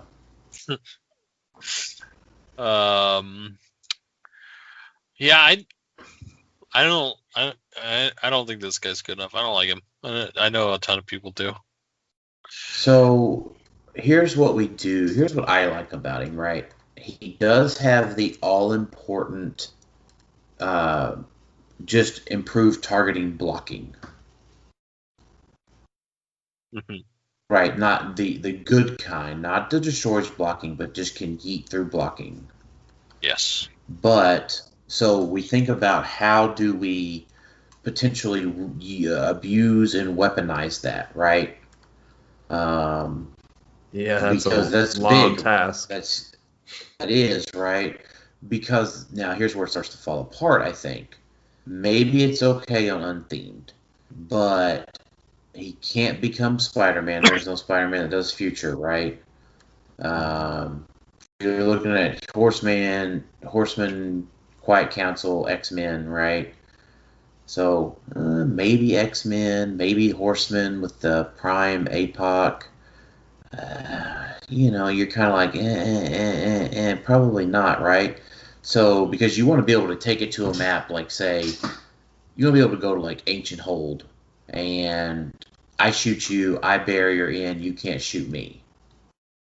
Now, that's money, dog, right there, right? Let Spider-Man fans and Shield team. I know, but you can, like, Shield team ability, right? You can get him up to 4.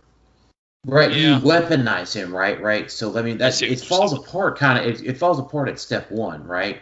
Like, but so if step 1 were to pass, you say step 2, what do I equip this guy with? Well, then maybe we give him, like, a gauntlet. Or maybe we give him Power Gem, where he's range combat and expert your ass, But it falls apart at step 1 to where this guy is not going to ever have a map where a good chance at ever getting a map that he can abuse himself. Now, he can do well against those teams, but then you have to play against those teams. So if you're going to try to do an unthemed play with this guy, he's kind of just vulture bait at 40. Yeah, he's for sure. Because vulture just has to deal 4 to him. Right? Maybe we revisit this guy if Vulture retires next year. I don't think so. Well, so, like, the obvious, I guess, like, build that people were talking about was the Atom build, right? Atoms and what's the other one? Micron. Because he has we didn't really talk about it, but he has at the beginning of the game generate 5 safe haven markers anywhere on the map. They have to be 5 squares away from each other in a starting area.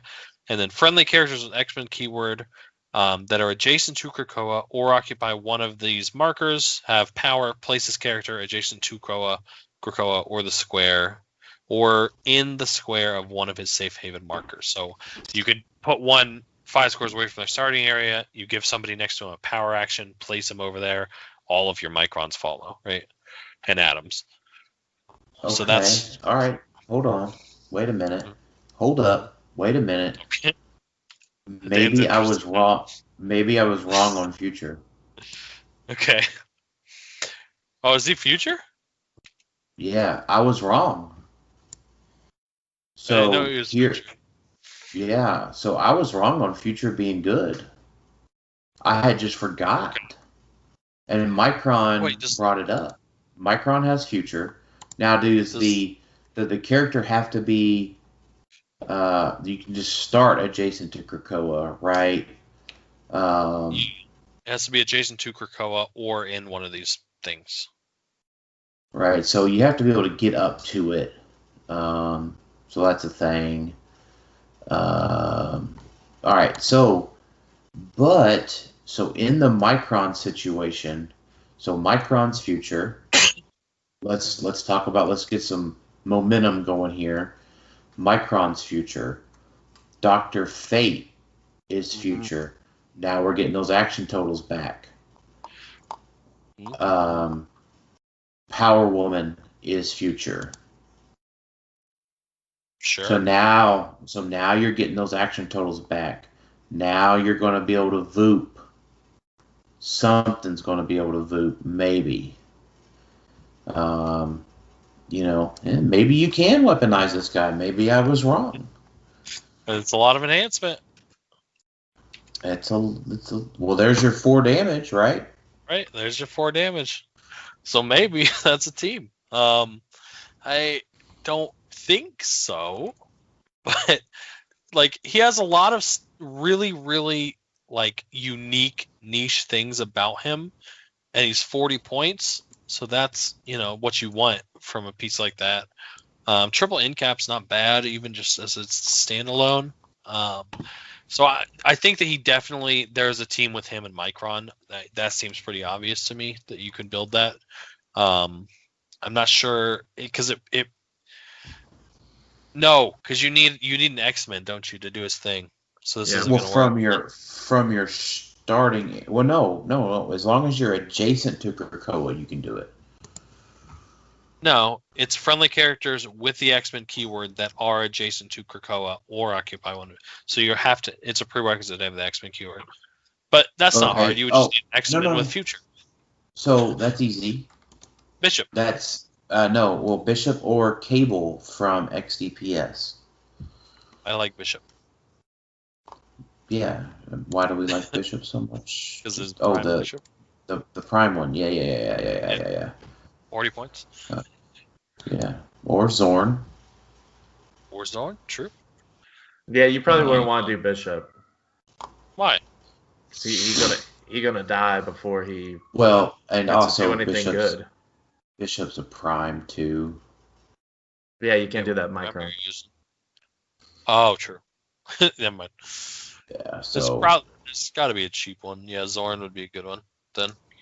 I mean, Zorn has Future too, so it's Future and X-Men. I think is where the sweet spot is at. Yeah, that's what I'm looking at right now on Realms. Yeah, and Zorn's not bad. Like he has that plasticity thing, so maybe that would tie him up when you go across. Possibly. Yeah. Okay. I could be convinced. Wait. Holding. No. Why on earth are you building a Future theme team? You don't want to go first. Why? Because first round immunity? Don't you want to be second? They get first round immunity if you go second. You know that, right? Well, no, I know, but we're assuming they're going to move out and do stuff. I mean, I guess they couldn't, but I don't know if theme is really important for this. I don't know. I'm just saying that it's important just depends, to pick right? map because then you got to keep, for the blocking. It just depends, right? I'm thinking there's 2 different thoughts there, right? You're thinking of abusing the terrain markers. I'm thinking of abusing his unique targeting ability. I don't think there's enough there to do that. But I could be wrong. Well, maybe at 125 there would be. Yeah, but you got to hurt him. But even then, he has Battle Fury when he starts getting good. Oh, really? Yeah, click 4, 5, and 6. When he finally gets some damage, That's dumb. Okay. He does the Battle Fury. Nope, back to 40. I mean, it's a thought, guys. I mean, we can't. I don't think it's bad enough to just say no. I will say. Oh, go ahead. I'm just saying, there's definitely a team with with Micron and Adams, just like just not a non-theme Micron and Adam dedicated team with this guy. There's a team out there for that, I think. I think, despite what you may have said about it being inappropriate, it is a very pretty sculpt. Not gonna lie, probably one of WizKid's best sculpts, just because it has that translucent like portal thing. It really does look good for a chase sculpt. Like, Okay. you boys could sit there and talk about how inappropriate it is, but it's a I think it's a perfectly fine. It's a like good it's a cool sculpt, man. Yeah. And especially if it's bigger, like because of the bigger size figures. I mean, it should be as tall as Juggernaut, if not a little bit more. Probably about the size of Juggernaut. Yeah, if you look, I'm looking at I'm looking at the picture of him. Yeah, he looks like it, but I think you're underestimating. Not looking at it. Speaking of future, Rasputin. I'm the master of segues, guys. That's true. You're very good at those. Very good at keeping us moving along. This Rasputin, she has improved a lot of improved hindering, which is good. Improved hindering blocking characters. I think the blocking is destroys when it goes through. I could be wrong because it's supposed to be that sword lady magic, but maybe I'm not wrong. That would be better, right? I think. Well, I don't know if that is better. It's probably worse. I don't know. Whatever. She has traded ESD and super senses, which is awesome. At the end of your turn, choose a side that she occupies. Lines of fire are blocked. It's kind of like that Captain America could do that. Maybe some other figures, but that's pretty good because it blocks line of fire from support powers as well, outwit and stuff like that. It also could potentially block your characters being able to prob. That's true. An opposing character. Lines of fire. Yeah, it doesn't say friendly or opposing lines of fire. So right, and it doesn't say that. It doesn't say ones that cross. It just says ones that cross that line of fire. So let's say you have an opposing character angle shooting to a character on your right, and then your character with prob is direct line of fire across that square. Then you can't prob them. Maybe that's a little bit niche, but I think that's kind of a negative for her in general. Yeah, I agree. And then when she heals, or when she clears actions, heal her one click. So that, along with the ESD and super senses traded, she's kind of hard to take down. She's just sort of like a brick, and I don't think she's good enough at that. There's better pieces. The only unique thing that she has is her mutant chimera. So when she uses X-Men to heal another character, this turn that character's damage becomes 4, which is a replacement on damage, which is pretty rare to be able to break the rule of 3 on damage. So this could be. There you go, Dan. This is it, yeah. Yeah, this could get up to a 7 damage. You're good. This could get Krakoa up to a 7 damage. You could use it on Zorn to get him 12 attack, 7 damage. Stop trying to make Zorn happen. This is Prime Zorn. That's the only unique thing. I don't think it's good enough because you're paying 65 points for it, but there could be something down the line that's exploitable with it. It's just a very unique thing. Dan's formulating in his head. All right. Like, so Krakoa at 40, Rasputin at 65, and all she does is X-Men team ability. It just heals Krakoa each turn. That's only 104 points. There is. I think it might be the only thing that actually replaces a damage value. Yeah. If there is, we're talking about less than 5 things in all of the game. Right. So just for that point alone, it's worth looking at. It's worth looking at because that is a very rare power for sure. Yeah. But other than that, I mean, if you can't find something that is exploitable there, I think she's pretty not noteworthy beyond that. She reminds me of... Oh, what was the figure? Not Rebirth. It was the DC set that had the... it was the Harley Quinn set. You had all the cool, like, God DC figures, and then you had Grail. And you're like... Dan loves Grail. Don't start. And you're like, Grail, okay. Well, I kind of wanted the, Batman God of Knowledge or Flash God of Death. But hey, I pulled a Grail. That's a close range piece that does kind of some stuff. That's how I feel about her. Like, I feel like if I pulled her in a brick, I'd be like, oh, Rasputin. Yeah. Okay. Just like the Sebastian Shaw of the last X-Men set. Yeah. It's like, woo. Yeah, I mean, Grail could have still been so much better. I think she'll be like, fans will probably like, I'm assuming based on the sculpt that this is Magic and Colossus's powers combined, like Magic got Colossus's powers or something. But it's Mutant Chimera. It's from the future. Oh, is it? Okay. Oh, it's a horseman. So yeah, it's a horseman. It's like, it's very similar to what we saw with the other Mutant Chimera ones. It's where they basically, she was created. Like, she's... Right. So she's not one of those, if that makes sense. Like, she has their powers, but... Yeah, I gotcha. So.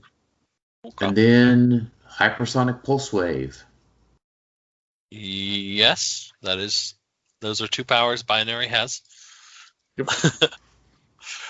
Man. All right, so... Only 175 we're talking about, right? Right, so... No. Now, I think anything that has protected big letters Pulse Wave is worthy of looking at, right? Because, I mean, Black Panther at 150 saw play, right? Yeah. But unfortunately, at 100, she suffers the same fate as Black Panther. Right, one good side blast and he's gone. No built-in way to get healed. She has to KO a standard character, which is hard to do. She can use Pulse Wave from that character square. I don't like it. I think it's just a gimmick, and I don't think it's good enough. I am kind of sick.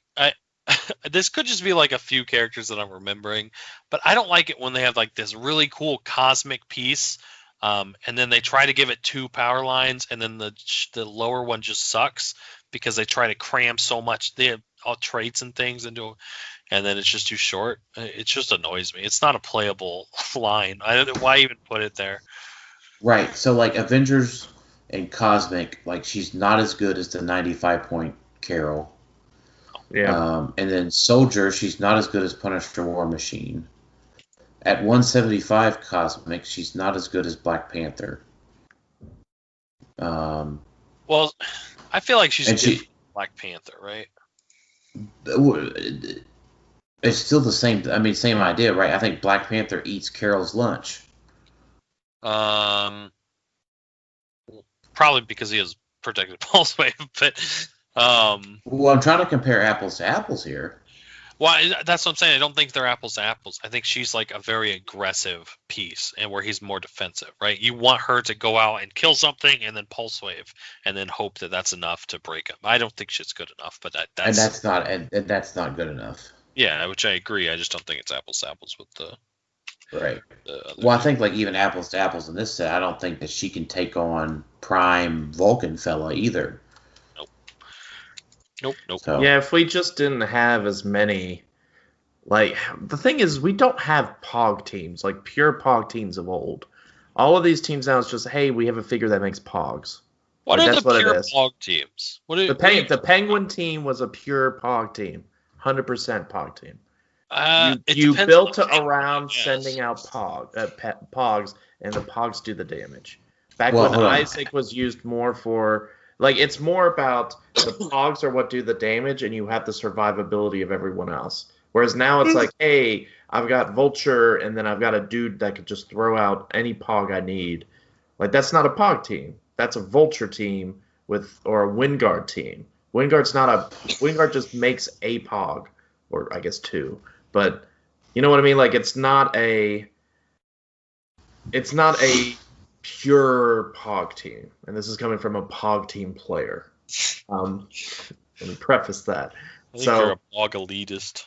So for me, the problem is that it's a great time, but it's not. There's just so many Pogs out there because you got the paparazzi, you got the star fights, you got all the garbage that Wingard throws out, you got all the colossal retails. Like so, you have so many things that could get in the way of everything else. That's why she's not as good.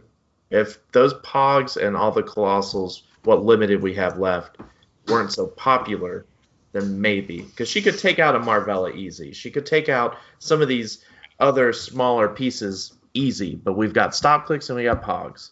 And so that means she's not going to get that Pulse Wave off nearly as good. And plus, everyone's preparing for Vulture. So that means you don't want she's definitely not going to kill. Yeah, she's not going to kill anything. Now, maybe when Vulture goes away at some point and people start to relax, then maybe she could come back and be like, boom, I killed one of your Marvellas. I now Pulse Wave your team. I clear out all the Pogs and deal you all 1 damage, and now you're kind of hurting a little bit. I wish that it didn't say what's the wording, once per turn. Yeah, I wish it didn't say that, because that would be awesome. If they like, I don't even think that'd be broken. It'd just be like if they like lined up perfectly, then you could just like Pulse Wave forever until everything dies. Like there was a card like that in Hearthstone where it would deal 1 damage to everything, and if something died, it would do it again. And so you tried to line up the damages perfectly to get like this chain going. I think that would be super cool.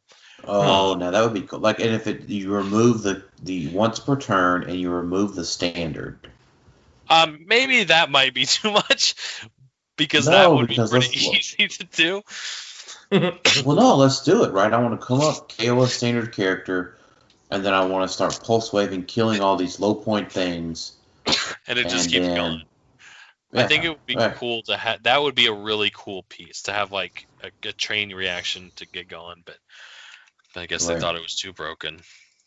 All right. Yeah, the problem is just the real quick. The other problem is, like you said, with the hypersonic and Pulse Wave, you almost, to make her playable, you almost have to equip her with an offensive like object. Like, unless you just want to purely rely on naked hypersonic, or that's it, or TK to Pulse Wave. Like, you're kind of limited on that. So you have to equip her with something, but you really want to just equip her with a defensive piece to make sure she doesn't just die. Yeah. So that's why I don't like her as much. And unfortunately, like Old Man Logan, she's probably going to be expensive because it's Carol Danvers binary, and people like binary. Mm-hmm. So Carol Baskin. No. Not Carol Baskin. Carol Danvers. I don't want anybody to make that song, okay? Carol Danvers. No. Play at home Kit Rogue. Only thing I want to say about her is how cool would it be to play her with Photon? Anything else? Wait, why is it cool to play her with Photon? Oh, yeah. Yep. Yeah. There you go, right up. Yep. Poof. 190 points of fun. Anything in the Fast Forces that we want to talk about? There is pieces that garner interest. I don't think anything is good enough. Maybe Domino. Maybe. I thought Sage was the one everyone was raving about. Everybody likes her, but I feel like she's just like that Mr. Terrific that people were talking about. I don't think she's going to see play. Or, like, she reminds me also of the Deadpool. Who was it? It was not. It was Venom Pool. Remember, everyone was raging about Venom Pool because it says when an opposing character uses prob, they can't use prob for the rest of the game. Yeah, and everyone was blowing up. Oh, no prob, but he never saw play. He was 80 points, but he didn't see nearly as much play as people thought. Yeah, I think it's similar to that. Right. Yeah. I mean, it's. Oh, Tylor, the Mr. Terrific thing. Right? Oh man, everyone's like, "Oh yeah, it's so good." And I'm like, he's been out for like 2 years now, and he hadn't done nothing. For what it's worth, I think she's better than Mr. Terrific. She does. So she would not stop, but she would slow down a vulture team, which was Mr. Terrific's claim. They could only perplex him once before they sent him out, but once is enough to kill her. But then obviously nothing else would like happen. He would just be 11 for 4 at that point. No, I mean I think you just make him 12 for 3, and then see it depends back on how the knockback, right? And then go kill something else with the other flurry. Yeah, could be. I mean, it depends on the rest of the team, right? Yeah, she's definitely more limiting than Mr. Terrific. So I think she's better than Mr. Terrific, but I don't think she's good enough to see. Got good keywords. Good keywords. She does. True. X-Men, Scientist, Hellfire Club, and X-Files and X-Force, but those first 3 are good. Pretty popular. Yeah, good keywords. Does your opponent get to pick what Pog they get? Yes. Or with Cruzz Revival. So like if I kill one of your their pieces. Choice. Yeah. So you're saying I can get there's a lot autonomous. Wait a minute. You get an autonomous perplex or autonomous prop piece. Not autonomous perplex. Your opponent then scores 10 points for every bystander they generated this game. Yeah. So the first one you would get 10 points, and then after that you would get 20, and then 30. It doesn't. It doesn't stack. It's 10 each time. Yeah. No, it would be it. No, it happens, right? You generate a Pog, you get 10 points. This next one happens, you generate a Pog, then it says you get 10 points for everyone generated this game, so it would be 20 at that point. I think it builds up. No, it doesn't. I don't think it does because you still score the points as if you KO'd the figure. Yeah, but why does it not? Based on that reading, so hold on. Either way, it doesn't. I mean, that's a minutia that'll get answered later. Yep. So if I kill Zorn, it's 30 points, and they decide to bring his ass back. I actually get 40 points. Right. And then I get a choice of badass Pog. Yeah. That my second Zorn will pulse wave. Right. Hopefully. There's a dual target force blast EE autonomous outwit Pog. Yeah. These Pogs are great. There's a triple target in-cap Pog. There's a autonomous barrier prop. Well, the in-cap Pog has support. Yeah, with defend. 15 defend, yeah. And 11 attack.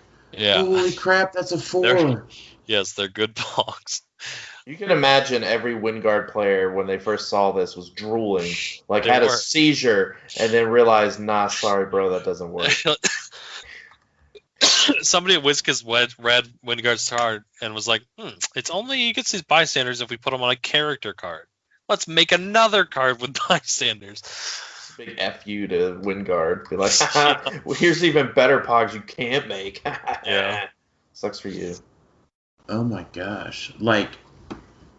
I think there's only one you wouldn't want, and that's the Skinless Assassin. And he's just got a terrible name, so why would you want him? And I think I would want him if in a certain situation, because you can spawn these anywhere adjacent to anything. Wait a minute, what? Right? Can't you respawn them adjacent to any character? Or maybe it's to any of their characters. So it has to be theirs. Well, the opponent does it to one of theirs, not yours. If it did it to yours, absolutely that'd be nuts. Because then I would do the skinless one and just be like, "Hey, Flurry Blade, 12 damage to you."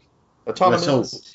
So I had a Flurry Pog deal 12 damage to me this weekend. That was not it sucked. So I can place it adjacent to one of my characters anywhere on the map. Right. Guys, I don't know if Cruzz Revival's that good. I don't know. I think the hardcore Zorn version is going to be pretty good. You're laughing. Zorn's he's 30 points. No, I'm on board. I'm on board with this. There's so many names we can name this team with the word Zorn. True. Zornicopia, right? Because there's so many Zorns. You throw so many Zorns, it's basically like a gangbang Zorn. I don't like that one. Not that one? Okay. Well, let's try. All right, we'll figure that one out. Grandpa Zorn. Oh. We do have a few questions to answer, so I'd like all to. right. I'd like to get into that because this is a 4-hour episode already. So the next Juggernaut episode, we'll build a Zorn team. Yeah, we'll do that. Next episode, as we wind this one down, is Tennessee State's experience, Juggernaut builds, Zorn builds. So we Zorn answered with Christmas present. We answered PJ Boland's question. Jeremy Eheisen, do we think that Daniel will win Tennessee State's? Do we, Dan? No, we don't. We don't think so. He did buckle under the pressure of playing a team he created that morning. Too soon. Matthew Groenhide asked any predictions for old and new figures. We want to do a Rock Winter Clash of X event later this month, but that one did get moved back, I think. But we need to include that Clash of X builds later this month, which we'll do. Sure. Richard Shaw, we did talk about meta throughout the whole team, throughout the whole episode, I should say. And I think we all pretty much agree Juggernaut's the most meta potential. Do we? I do. I think at this point we're saying Zorn, right? I would say Mother personally. Mother could go on the Zorn team. She could die too. She could go on the Juggernaut team. Yeah, everything can die to Juggernaut, but that's okay. So Kurt Thomas, Krakoan Revival, the best figure is probably Apocalypse. True. And I think we're leaving this episode probably negatively putting Krakoan Revival. I think it's too early to tell. It's too early to tell, but initial impressions are not impressed. There's got to be some way to, because it's such a powerful effect, right? Like they come back forever until you kill the Krakoan Revival piece. They just come back.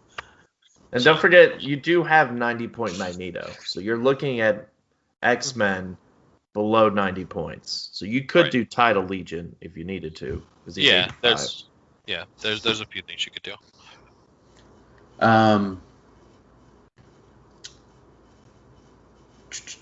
Coed Gould asked, how much better is Juggernaut than Clock King? I'm going to say they're different.